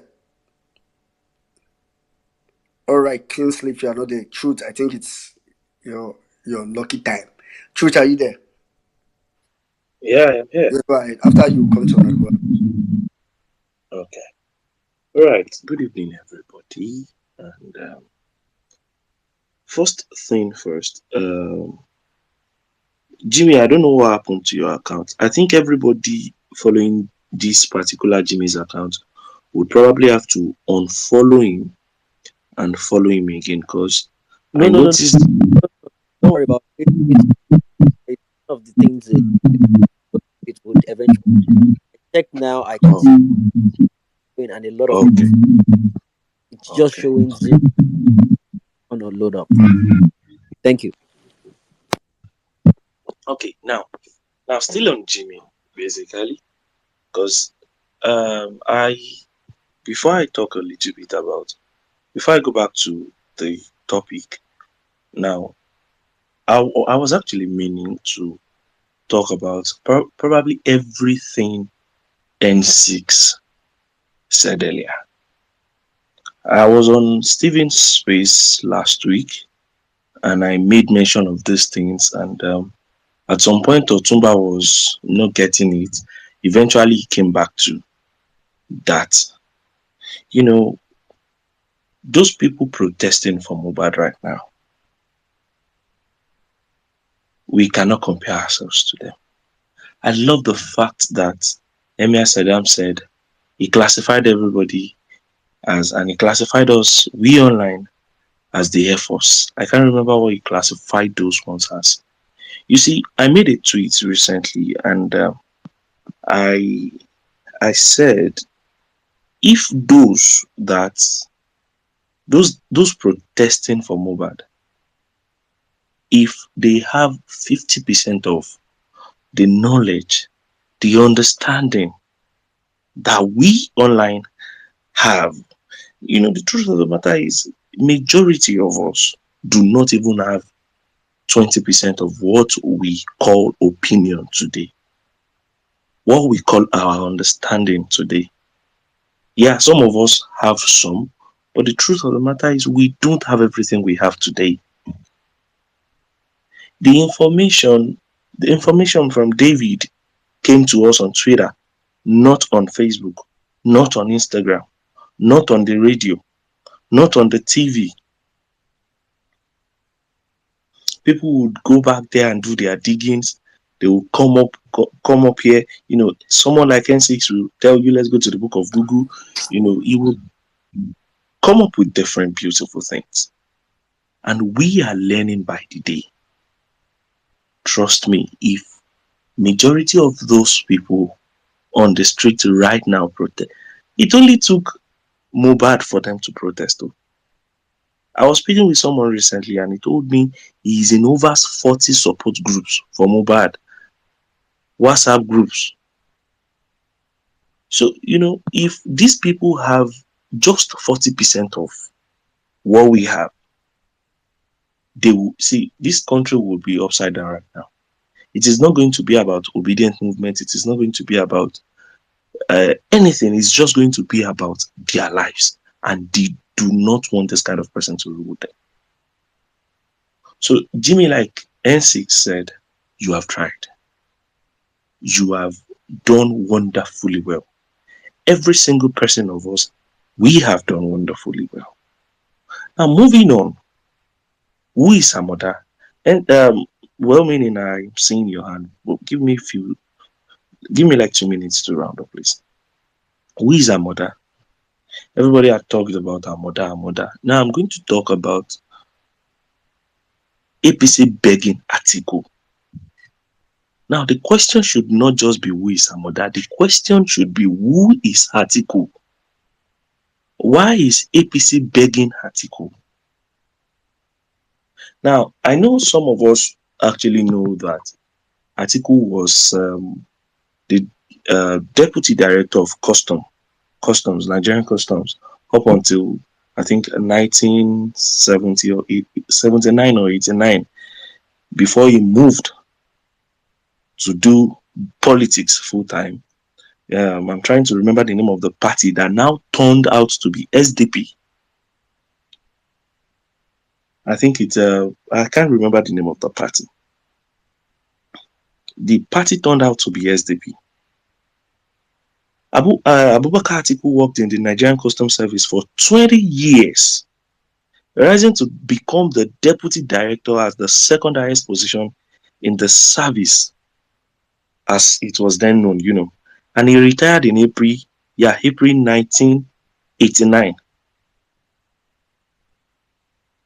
He retired in 89 and he joined the People's Front of Nigeria, which, that same year transcended to become Social Democratic Party, SDP.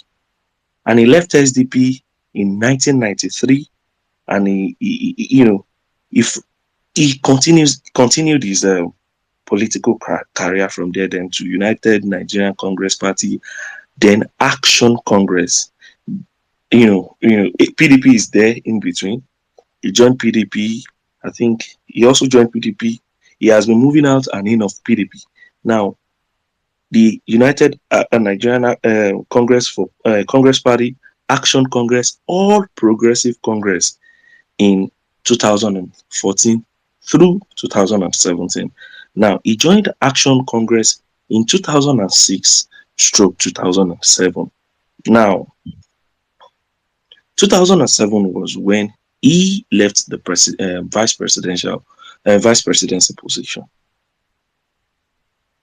Now, if you look at Action Congress and All Progressive Congress, what do they have in common?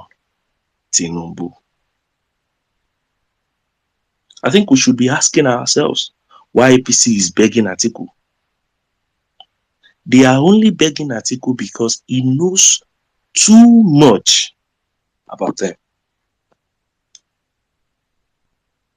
As an information technologist, I was privileged to have a document on my table recently. That was, I think, last year. Yeah, please give me a few seconds. I'll be done. That was, I think, last year, and the document basically was speaking about the atrocities of Atiku as a custom director, deputy director, atrocities of Atiku as the vice president under Obasanjo, and the reasons why Obasanjo wanted to jail Atiku and Tinubu particularly, which was not successful. We need to ask the question, who is Atiku? Now, we obedience should count ourselves the luckiest in history. Do you know why? The situation right now is, if Amoda retains that presidential seat, Atiku is gone. I am telling you, he is one of the persons that knows the most about Tinubu. And if Atiku wins this case in CSU, Tinubu is gone. So now you should understand better why Atiku is not fighting because he loves the people. Atiku is not fighting because he wants to recover his mandate. Atiku is fighting because he wants to retain his power. He wants to retain his businesses. He wants to retain his life. He doesn't want to spend the rest of his life in jail. Atiku has 28 children, for crying out loud. He doesn't want to see any of them suffer, because the moment Tinubu is conveniently seated on that position. Trust me, Atiku is gone. There is a reason why Atiku left. Atiku left customs in '89. Look at the year. What year was Tinubu's case properly taken in the United States court? Ask the question. Who handled the smuggling of drugs for Bola Ahmed Tinubu and his team in the 80s, in the 60s, in the 70s? Atiku. Who made it easy for them to move drugs? They do not move drugs on airways, then it's just on waterways. So who made it easy for them? Atiku. Who was the president when Nigeria started having the need to travel to European countries with visa? Buhari. But who was in politics then? In the case of this man that was created and the crate was discovered in Heathrow, Atiku. Who was at the middle of this whole thing? Atiku and Tinubu. So trust me, Atiku is not fighting for us. Atiku is fighting for himself. On this note, I want every obedient to keep calm, keep fighting for the good of the land. And I am telling us, we should always pat ourselves at the back that we are truly at the right side of history. Good night. All right. Thank you very much. Thank you very much for Let me that insightful. Yeah, thank you very much for that insightful submission. I wanted to get to will make us ascertain who is who is when that document is released. And please, it's not about Atiku Abubakar. It's about the integrity of the seat of the office of the President of the Federal Republic of Nigeria. And this is a cry for all Nigerians. It is sad enough that the president legal team has said it's going to cause him irreparable damage. I keep asking, for what irreparable damage? For your own results and transcript to be released? If you're a private citizen, nobody cares about your transcript and your result. But now you're a public citizen. You belong to us Nigerians. And we have a right to scrutinize all of your documents. And why are you hiding it? In the space of 3 days, 2 appeals against releasing the document. Now you are saying, only release the one I limited to the one I submitted to. No, the whole thing must be in public glare for accountability's sake. Isn't it sad enough that they are reporting the case on American media and we're having certificate discrepancy as regards the office of the president of Nigeria? Yep, it is sad enough. All right, let's quickly go straight to Honorable Adora. Honorable Adora, please go ahead. Well, meaning, thank you so much, my brother. Sardam, it's been a while, eh? Cizo, Hoga Steven, Real, man, all of you guys, all of my people. I see everybody. Liberty, I see you, my sister. Jimmy, this face, Jesus Christ. Anywho, look, I who is Amoda? I don't know. I don't care about who the hell this person is, right? Because at the end of the day, it's a chameleon, guys. It's a ghost, okay? I just asked for the mic when I heard I thought I heard a bit of pandering and kind of soothing ourselves, licking our wounds and feeling like, yeah, we've done our best, we've done so much. Man, personally, I didn't come this far to come this far. I didn't come this far to come this far. If I set out to win, I don't stop halfway or I don't stop until I win. I actually win. I mean, we've been doing everything possible, legally possible, to see how we get our mandate back because we did win, right? On paper and everything, we did win. But in reality, these people haven't given us what our due.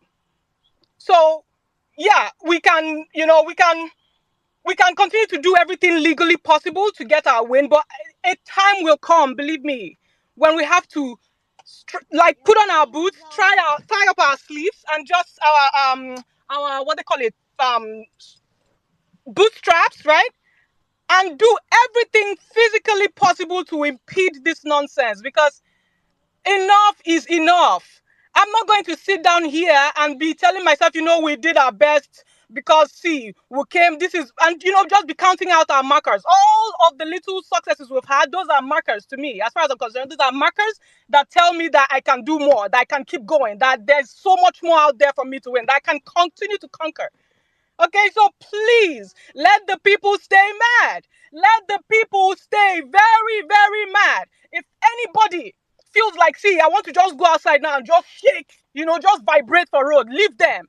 I've had a lot of people tell me, how the thing they go now? Is this where we stopped? I don't know if anybody has heard me before, but my dad literally protested with his bad leg. This man, he grabbed a bunch of fellow old men and they were protesting for days on, days on. So every time that I have people from back home call me and say, Keka is calling me, how we want to do? Is this really how we're going to, is this really how we go the day? And Igbo people, we just don't roll over and take it, right? Do you know what I do? I don't tell them, see, we've come so far, see all the things I don't point out no win for them because those are not wins, they're just markers. I let them stay mad. I instigate them some more. I tell them, see, actually, I came just yesterday. Dollar now. It's 972. I tell them everything they need to know to stay very, very mad. So please, my people, you can console any person you want to console if that's how, we feel like we want to do it. But where did they console? As you're sitting down there and licking your wounds, guess what? Dollar is still going to keep getting higher. The cost of things are still going to keep going high. Like, the evil will continue to happen. You're still continuously going to keep being ravaged. You can go outside today in Nigeria and then nothing will happen. It's like you're here today, you're not there the next second. How? In this no one car, God forbid. Please stay very mad. We've not achieved anything. See, Obedient movement, we've done so much, but we've done nothing. That's how I want to see it. We've done so much, yes, but we've done nothing. And this talk, where they talk up here, that's why I keep coming online and I'm listening to every person. I want to hear that mad, like stay mad. Get out your speakers, put on your speakers every time they will come on Violence Space and people are, just going crazy, yelling, shouting. Let other people in the grassroots hear it through your speakers. Radicalize people around you. Not Obedient movement. We've not done anything. In fact, if we don't drive this win home, we are sitting ducks. I don't know if you guys get it. We are sitting ducks, and they'll just start picking everyone one after the other. If they can go after David Hundein, that is that well known. Who will be now? Who will be? Is this abroad? Please, my people, I beg you guys, let nobody tell you, see all you've done. See, those are just markers. Those are not wins. Those are not wins. You've not come this far to just come this far. God forbid, hell no. Stay mad. Let the people stay mad. Thank you very much. All right. Thank you very much, Honorable Adora. That's, of course, stay mad. I particularly subscribe to the speaker's idea because for me, I think Nigerians need radicalization, and that's the fact.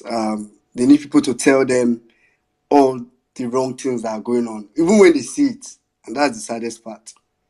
Even when they see it, and it's just very unfortunate. All right, let's go straight to Oga Big Steven. Go ahead, sir. Greetings, everybody.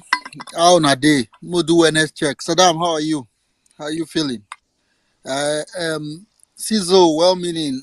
I greet everybody, all the church members. Thank you for coming to church. Offering time will soon come. Don't know who is the treasurer in this church. But anyway, thank you so much for keeping the fourth. I wanted to quickly add, thank you, Adora, for kind of putting it right. We need to stay mad, and that is the truth. What I wanted to quickly say is that sometimes in a battle, I like to use the Russia-Ukraine thing. You get some lows. Some days you lose some soldiers, right?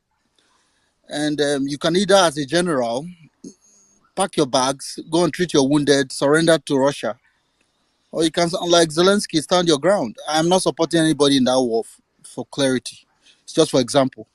We are in the battle for the soul of our country. And if you have not noticed, you're actually a soldier in this battle. Not be everybody will sign up for army. I know they are recruiting now. Not go sign up for that one. You're already in an army. And that army is the obedient movement.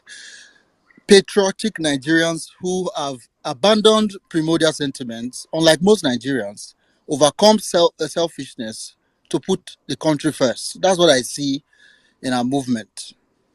And that movement was not geared to win the presidency and go home. Personally, that was not what I signed up for. I don't know if you are among those who signed up to get to be elected and go back to wherever you came out from. No, we came to take back our country. And that effort has not stopped. Whether they ran mad in court or the Mahmoud did what he did, that is part of the process. What we cannot do is to give up. There are many branches in this army. In the army, do you know some people are cooks? All they do is to cook food. But when they go back to their families after the war, they'll say, I was in that war. I went to Second World War. I went to Vietnam. But his job was a cook. But he made sure the soldiers ate food. Some persons are the Air Force, like Saddam said. Some persons are hosting spaces, giving us a platform, like my brother does, like I do, and others. Some persons are local organizers. Some, they go from market to market. Like this, there's this guy, incoming virus. I don't know where he is now. I forgot. No, attackers. Attackers was very good at going to market people, one-on-one, talking to people. We need to play our role. What I see in our movement is that a lot of us, it is not your fault. We are down, and somehow people are beginning to cede ground. And someone came on my space yesterday saying that in Imo State, for example, this happened, we have to now go for who has money. And this one has money, so let us back. If you want to run for office now, you have to have money. That Obi time is gone. And we have to stop the person. There's nothing like that Obi time is gone. Peter Obi even told us when he came on Violence Space, and he said, you guys will have to take over. One of my missions, let me state that clearly, even before I even thought about running for office, was that in 2027, we want to have obedience running for every office, including market chairman. Because I had seen that the best Nigerians are those who indeed will sacrifice their income, their time, and everything just for the sake of a working Nigeria. That is the best version of ourselves. And we did win the presidential election. Thank you, Cizo, for saying that. Because sometimes we don't remember. We won the presidential election. It doesn't matter what this guy announced in ICC. We won the election and we know it. Everyone on this space knows that. So take solace in the fact that you did win. However, the system cheated us and we are now acting like though we came up with a movement, we lost, oh, we've tried. No. This movement is just revving the engine. It's just starting. I went on the ground across Edo State, for example, and the people I saw, just normal conversations with people across local places. They'll be looking like you came from the moon. What we do on spaces every week, 3 times. So some of us every day on spaces. If you talk to people on the ground, it's as though you are from the sky. When you start giving them facts, figures, numbers, they were looking at you like you're one special person. No, I'm an obedient. So we are actually too informed, but we need to find a way to connect it to the actual ground. Our movement is so powerful that very deep pockets, 30-something years plan, we upturned it. We defeated the APC with a sitting president. Think about it. You had someone coming to tell you that the PO won in all installation. PO won everywhere where a vote was free. He won everywhere, north, south. There was no tribe there. Go and ask Southern Borno people. Go and ask Adamawa people. Go and ask Plateau people. Go and ask Niger State people. Go and ask Abuja. This is not Southeast. Go and ask Edo people. Go to Delta. Where you want to go now? Where PO not win? So we need to understand that this movement, the hope of APC is that we go into despair. We start looking for passports to Japa. And the diasporans will just, I beg, let me change my Twitter handle. Let me move on. That is what APC want. What keeps me up in the morning is, when I wake up, what will APC want today? Once I figure out what they want, I'll do the opposite. Because APC is a clear and present danger to our country. They don't have the interest of our country. They don't have the interest of even their tribe or their people. Only themselves alone. And now they are fighting each other because some of them, they pick their call again. Their WhatsApp group on the dormant. And they are all collecting their shaggy that they are serving everybody. We can still do a lot whilst we wait for the Supreme Court to continue in their charade. What can we do? We can do collective bargaining. When you join a work, for example, the auto workers in Chicago, they are coming together to bargain for increment. We remember SUG days. Most of us are not politicians, but we did some activism. Collective bargaining is what we have. We have obedience. We are the majority of Nigeria. That's a fact. What can we do with that? Now, the whole idea of Labour Party and all the problem of Nigerian corrupt party system is not palatable to most of us. But yet, we are Nigerians. We want the country to work. I want to appeal to us. Instead of splintering, instead of allowing you to get weak, let us continue now to really talk to people on the ground. We have elections coming up. I know it sounds backwards. You cannot participate, they will rig it. Let me surprise you. If obedience decide today that there's an election tomorrow, and we are going to come out and we are going to prepare to defend ourselves. When we finish voting, we are going to go to collation center. They will announce the result we saw, or nobody lives there. When they finish that, they declare the person that won. And when they finish and go to court, we also show up in that court, all of us. There is nothing anybody can do. The reason why they are running mad is that they are not seeing our collective action. They are really afraid of us, but they are really surprised that we don't understand the only power we have is our collective bargaining, our collective strength. This space cannot do it. We must reach out to others that are not here to understand that the people of Nigeria, our power is greater than the people in power. They are a microscopic few. They are not up to 1% of us. The Nigerian people on the ground are all looking for something to protest for. That's the truth. They may have used more bad, but they don't understand why everybody's looking at each other. They need leaders. Obedience on this space can be those leaders. So let us stop splintering. I know the economy is hard. Be very careful compromising your stand. Know why you started this movement in the first place. Don't forget why you started, why you did all you did. But the battle is not over. Let's stay united. Let us figure it out and continue to fight. This war will be won. Thank you. Thank you very much. Thank you very much. That was a beautiful submission. Particularly like what you said, when you wake up in the morning, you think, what would APC want? When you know it, do the opposite. That is, you don't want peace. You want violence every time. Because APC just wants peace. APC just want to go ahead. Left for Tinubu, nobody just allow me to steal my money. But never, never. All of us, oh no. This chance, we must reveal it. Rita, go ahead, after which we'll come to Liberty. Real best. Just say that's it, Real best, not prepare message for today. Rita, go ahead. After which we'll come to Liberty Champion. All right, thank you, well meaning. So, greetings to you, NC's, Jimmy, my brother Steve, Real Liver Best, Mom Liberty, everybody on the space. I thank every one of us, especially to our amazing listeners as always. Okay, first of all, before I go into the topic, I want to apologize, okay? I was one of those who tweeted that 48 hours given to CSU to release Tinubu's credentials.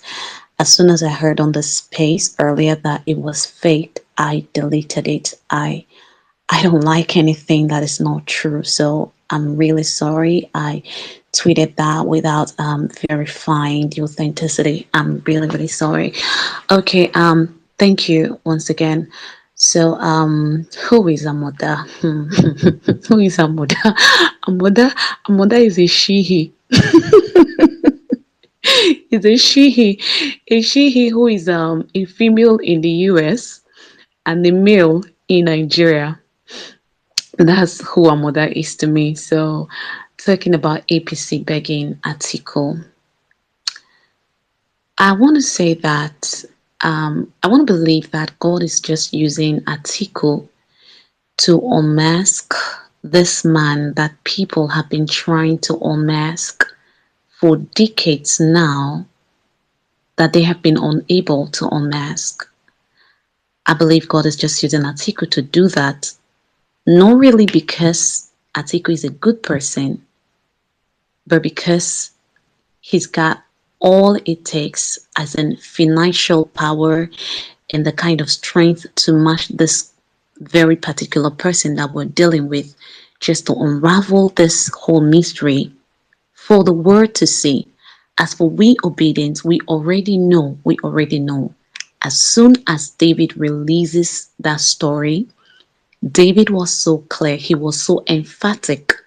The person who went to CSU was a female, not a male. But just because, the way our systems are, like some of us are even saying already, it's not like they are really going to use this, but at least it's going to help us to know for a fact who this person truly is. So for me personally, Atiku and Tinubu, they are just trying to settle scores between themselves. And God is using this process where they are trying to set the scores between themselves to help us Nigerians to know who this person is. Shey they done the born or the court when the Nigerians since we be say they handle some of these cases. Let them go and burn the ones in America. Let's see how they'll do that. So that's just what it is for me, really. So, like, seriously, I want to tell us obedience. I heard Jimmy earlier. I want to tell us that we have done a lot. We have come a long way, and we still have a whole lot of places, as in a whole lot of journey to go. And like, was it Saddam or someone said, everybody on this obedient movement, there are different departments. Some are just to talk, while some they just want the action and they are taking it. So I believe personally that God who has brought us here, given us this energy, some of us before in our entire life we've never talked about politics. Politics, I for one. But for the first time, God gave us the grace. We started using everything that we have, staying on spaces, even when we're working. I remember some time ago, Pairs was hosting a space. She was at work. Me, I just got back from work. I've not taken my bath. I just noticed she was not talking. So I had to step in, being that I was on the speaker section. So at the time she came, she was like, I'm at work, oh, the life of a nurse, I've been sending you co-host, you've not been, these are things we just came in from nowhere. He just gave us strength, ability, and we just see ourselves doing things. He will not bring us this far to leave us. He will not bring us this far and allow us to just waste all this time, energy, money, and everything without taking us to that place where he wants us to get to. So long story short, victory must come at the end of this whole journey. There is light at the end of the tunnel. And that's why personally, I am always encouraging us to pray. Because, like, seriously, all that is going on, well meaning, please, I see your hand. All that is going on, it's not normal. Our justices now, their eyes are so closed, they are no longer ashamed. They can just come and tell you that the white you're seeing is black and there is nothing you can do about it. They say it, they do it, and they walk with all pride. They don't have shame anymore. So something really is not right, and it is only God who can deliver us from where we are right now. So please always pray for Nigeria, even as you're praying in your closet. If you can, join the prayer space, but if you cannot, do it on your own. While you talk, while you do what you need to do, God is going to see us through. Thank you very much. And once again, I want to say a big thank you to David Udehi. God bless him, because for a fact, he's the reason why we are where we are today. Thank you very much. I All yield. right, thank you very much. Thank you very much, Vita. Thank you. All right, quickly, let's go straight to Lady Liberty Champion. Wow, Daboski. Rita. Anyway, I pray for ministration, man, because I don't know if I can top all what everybody has said. Oh my goodness. My dearest sister Adora. Cecil, I like your submission. I really, really do. Jimmy, I did not hear your submission, but I feel your pain. I really do, Cecil, Jimmy. At the last end of this, unexpectedly you lost your job, just like that. Most people didn't know, but now you've got another job. You, among many. you really paid the price for your diligence, your commitment, and sacrifice. You see, I know you're not going to give up, so I'm not worried, but sometimes we're allowed to vent, and that is all right. My brother Stephen, there's one thing I love about you, Stephen. You are a true um, active citizen, you see, and I wish you all the best in your governorship aspiration, and I wish you all success and God's protection as you go on this journey.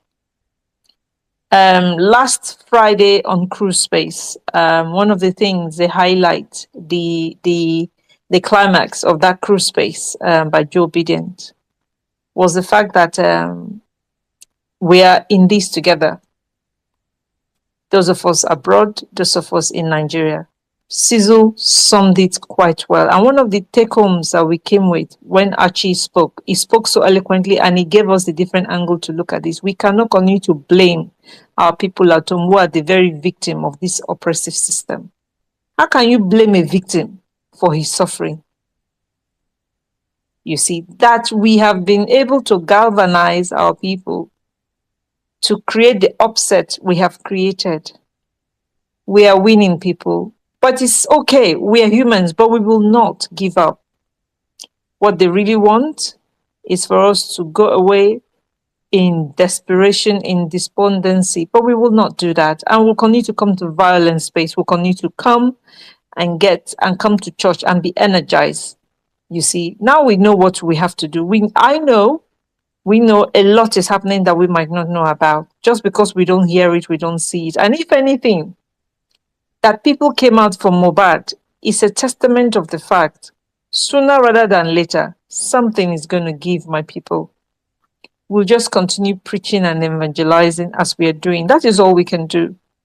We know it's tough out there right now for a lot of obedience, a lot of well-meaning Nigerians. People have literally lost their job in this matter. Even in Nigeria, we knew obedience that walked away from their job just because they wanted to live by their principle and by their moral ethics, and they will not cut corners. So for the sake of those who have died, even in this, remember all those that came out to vote that didn't go home alive. Remember the woman from Edo State that was shot by a stray bullet. Remember Jennifer that was stabbed in the eye. Their suffering, their loss shall not be for nothing. Remember the women leader that was assassinated in her home. I know many, even the obedience, one or two, we know that we had to contribute and send them to a safe house that we never came out to talk about. Where people reached out to us, we have some obedience who are in trouble. We pulled ourselves together, took them to safe houses. Those people paid the ultimate sacrifice, abandoned their families, and we had to keep them safe. So my people, we cannot give up. We have to keep going. This is beyond P2B. This is beyond a Labour Party or anything. This is about our country. We have to save the soul of our country. We are not going to give up. Sizzle, for all Nigerians back home, I give you my heart, and I want to seriously appreciate you. Rita, and everybody on ground, toiling day and night, the ones we know, the ones we do not know. We honor you, we appreciate you. We are sorry sometimes it will appear that we don't appreciate your effort. We do. We do. We are just human. So please do not take it to heart, whatever you hear or say. We don't want you to feel despondent. We are not feeling despondent. We know you are even having it worse than we are doing. Yes, I know. Even this thing they talk so, you are all shouting. Me too, I've just resigned my job to tell you that this obedient team want me say, I resigned job. I've just left my job just 3 weeks ago. I have no job. But anyway, here I will get money somehow. I will survive. So my people, let us not lose faith. Let the words of Stephen, the words of Cecil, the words of Honorable Dora, let it push us further. Let it galvanize us. Whatever we can do, all we need to do now is evangelization. There are many of us on ground. We have families at home. The same way we galvanize them to go and collect their PVCs is the same way. We can edit this space. I think what we need to do now is to be breaking these spaces in bite size. Saddam, I beg me and not sabi the technology. Make somebody they edit the bite size. Just they share the audio, give us. We go there. I have a family group. That's why they drop things there for them, and they will be listening. We'll continue to propagate the messages the best way we can. Let's keep people continually angry. Eventually, that spontaneous protest, it will happen. Not be we go even call for them. It will happen. But we just have to energize them, keep galvanizing them, keep sensitizing them, and just keep it to the foreburner. Because we know they have the communication information at home is dark. Most people can't even afford to buy newspaper to even read. They don't even have data. They don't even have light to charge their phone. So, obedience, we have done it before, we can do it again. Operation Activate Your Yard. That is the code word now. Operation Activate Your Yard. Even if not t-shirt you print, to put messages, share, send to your family, wear this every day.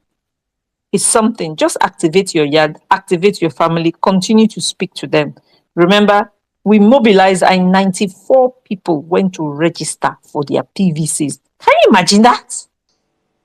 If we can activate 10% of 94 million, do you know what that will mean? Please, my people, we have the MO. We know what we need to do. Let us keep going. Let's continue what we're doing. Don't give up. God will bless us all. We shall reach the promised land. We are reaching the promised land. There's no retreat and neither are we surrendering. So I yield the mic. Thank you, well-meaning Nigeria. All right. Thank you very much, Lady Liberty Champion. Thank you for those encouraging words.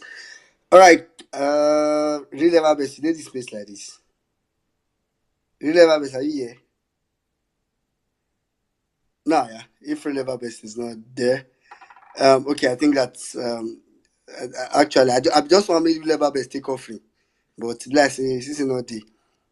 But thank you very much, Lady Liberty. I think that's actually a very wise place to draw the curtain close for today's space. But before we leave, I personally have good news for everybody. This is the public announcement from the Nigerian Army. Public announcement. This is to inform general public and interested applicants that online application for the 86 regular recruits intake for non-tradesmen and women has commenced. So application starts 25th September and ends 10th October. Application is free at recruit.army.mil.ng. That's very good news because at least finally, maybe Tinubu has kept a promise.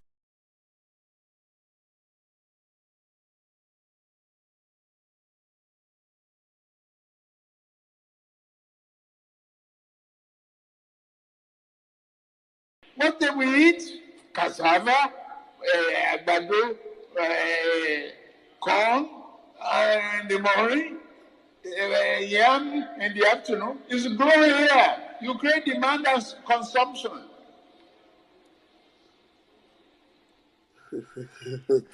It is that stare for me. You need to go and find that video and watch it.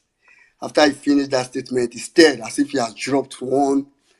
I'm sure he heard Peter Obi saying consumption and say, maybe this consumption works. Well, that was the president that INEC gave to Nigeria, not the president that Nigerians voted. So on that note, thanks to everybody for coming around today. Like everybody have said, in addition to the topic that was talked about today, I really think there's a lot. I mean, I think those of us on maybe social media or precisely Twitter, we've done a lot, but there's still a lot more to do. Like Adora said, we can't stop there. We need to do a lot more. It may look like we are overburdening ourselves at this point, more like we are not carrying load of people, other people, but that's what we have to do. And one of the easiest way we can do that is to share information, keep enlightening people. I think that's almost like the easiest part to an easy collective action. Let me put it like that. A collective action that can be easy to mobilize. Like someone said earlier on the space, the fact or the way Nigerians protested or took Mohbad's issue can tell you something. It's not just about the injustice that happened to Mohbad. It was actually more about the fact that Nigerians are angry but because all they receive from the media is lies, so they really do not see where to channel their anger to. So when Mubad happened, it was a very easy place to channel that anger to. So for them, that was a place. Let's take it there. And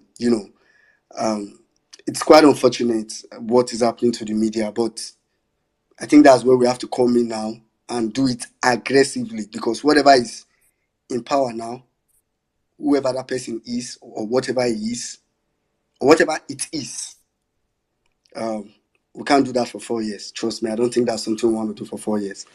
All right, on that note, I'll hand over to Saddam. Thank you very much, my brother. Good to have you back. Thank you, N6. Thank you, Jimmy. Real ever best. Real ever best. I cannot talk with I won't talk, show, but it includes Sweet Angel.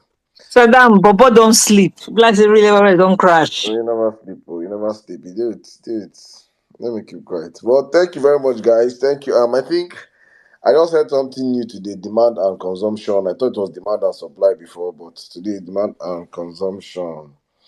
But it's all good, guys. Thank you, every single one of you that came out again one more time on this platform. Always coming out to support, always coming out to lend your voices, always coming out to educate, always coming out to be to show that there is no peace for the wicked. And as long as this platform remains, this platform will continue to speak truth to power, continue to hold the illegitimate government accountable, continue to educate Nigerians. That's what we have been doing from the get-go.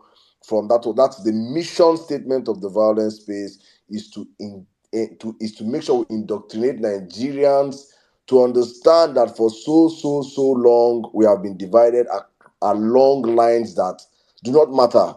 These guys understand these tactics and they will continue to do it. Our job is to continue to educate Nigerians. I say this all the time. For me on the platform is, how far can we get this message out there? And we did a lot of work pre-elections, and Nigerians were in our usual manner.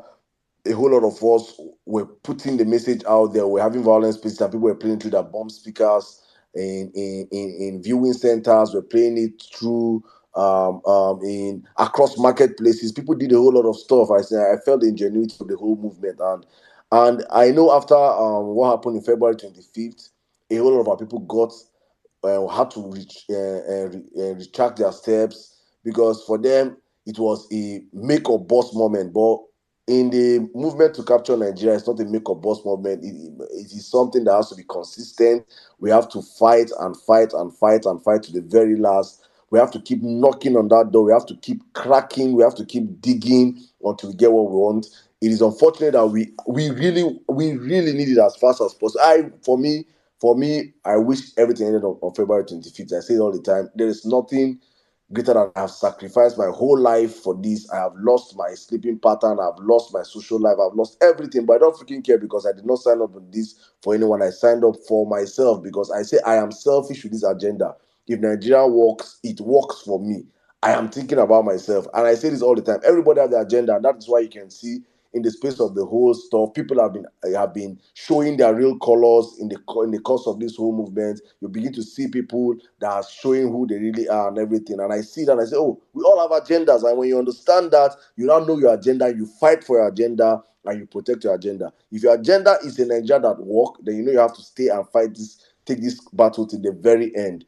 Do all you can. If you are just going to stand and sit down and you don't talk, and you get the information here and you don't push it back, you don't zero it down to your people, you don't have people that are getting this information, then you are not doing it right. If all you do is come up here and listen to hot takes, listen to Nigerians speak to issues, listen to people we do hard research and come up on the platform, and all you just take it in and you feel good at the end of the day. Violence have made you feel good.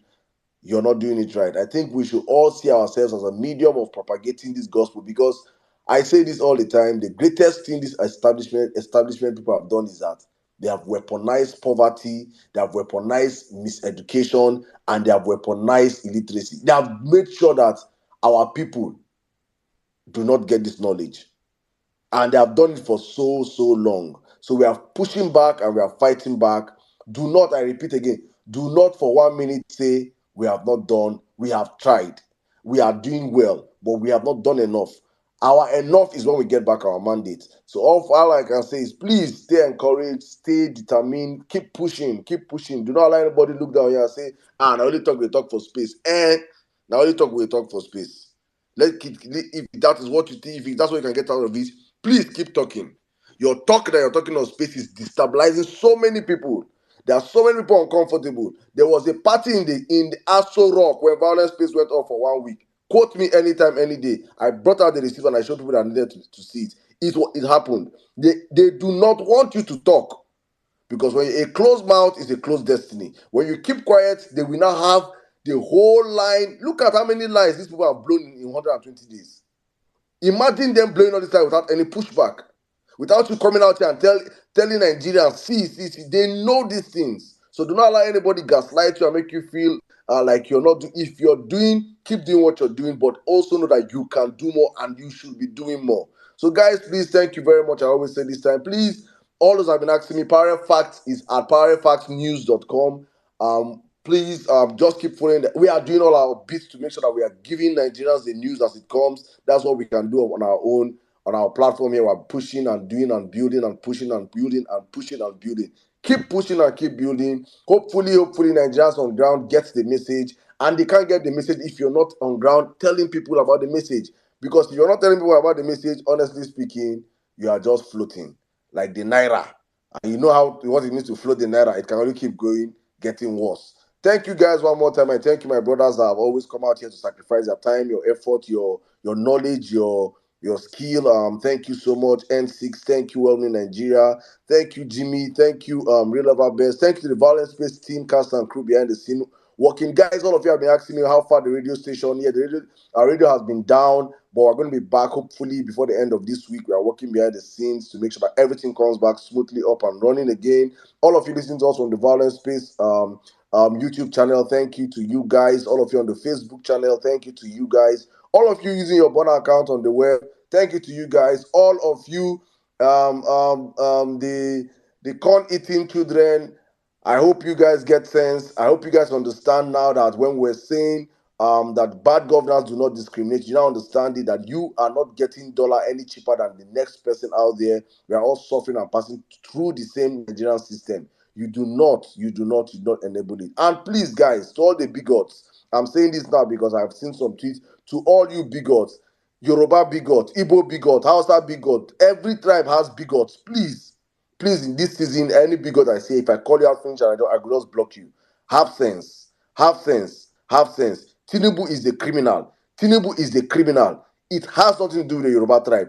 It has nothing to do with the Yoruba tribe. Please, let's differentiate the criminal from the tribe. It is very, very, very important. Please, let us all have sense in this season, because that is how they use and divide us on top tribe and this thing. Next thing say, see am now. Please, I beg you guys, use your common sense. If you don't have common sense, come, I'm selling it. I am selling it. I will give you some. And if you lack common sense, I can give you emotional intelligence, because a whole lot of us lack that thing. We lack the emotional intelligence to understand when to tweet, when to react, when to just look away. We don't know all these things. Please, guys, thank you very much, every single one of you on the platform. Thank you to all our big handles. Thank you, my sister. I see Spotlight. My brother Steve Bolande, thank you. Mama Wakiri, thank you to the Violence Space team. Thank you, Big Mac, my brother. Thank you, Madonna. Antonia, I see you. Anka Dede, thank you. Chinosu Ariwa Cheek, my sister. Thank you, Tola.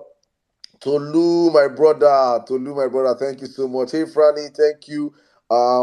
Dr. Mary White, thank you. Dr. Mary White and Dr. Bankole, always standing together. Thank you very much. Thank you, Honorable Ada, my sister. Thank you. Justice Kolade, my bro. Oluwada Milari. Lily V, thank you so much. Chinonso, I see you, my brother Olawaski. Shilo D, thank you, sweet angel of the Real Ever Best fame. Thank you, Sinkad, Biruki, Nina, Dr. Kelly, Gladys, Jerry N, Dr. Lud Evangelist, Ada Igwe, incoming virus, I see you, Adowiri, Onyx, Estate, Lamy, Tony, Shrubs, my brother, I see you, Amoda, I see you, Anzi P, Mr. Valeri, Pinky, Chulo, Stella D, Emmanuel, Duchess, JR, you came up and you fell off, I don't know why. Mr. Teke, I see you. Thank you, Otumba. DK, I see you. Mr. Mike, Mr. Ikena, Mugzi. Ezludo, I see you. Thank you, Fanny, Patience, Admiral, I see you guys. Guys, I cannot call all the names, but you know, from this side is all love from us on the platform. Thank you for always coming out here. Thank you for supporting us. Dr. Ikena, thank you so much. We'll be back here again, hopefully, God's willing, on Thursday to talk again. Yes, we'll be back to talk again on Thursday, 7 p.m. Nigerian time. And for my side, I always say this: remember, we do this for God and for country and for family. God bless you all. Good night. Stay safe.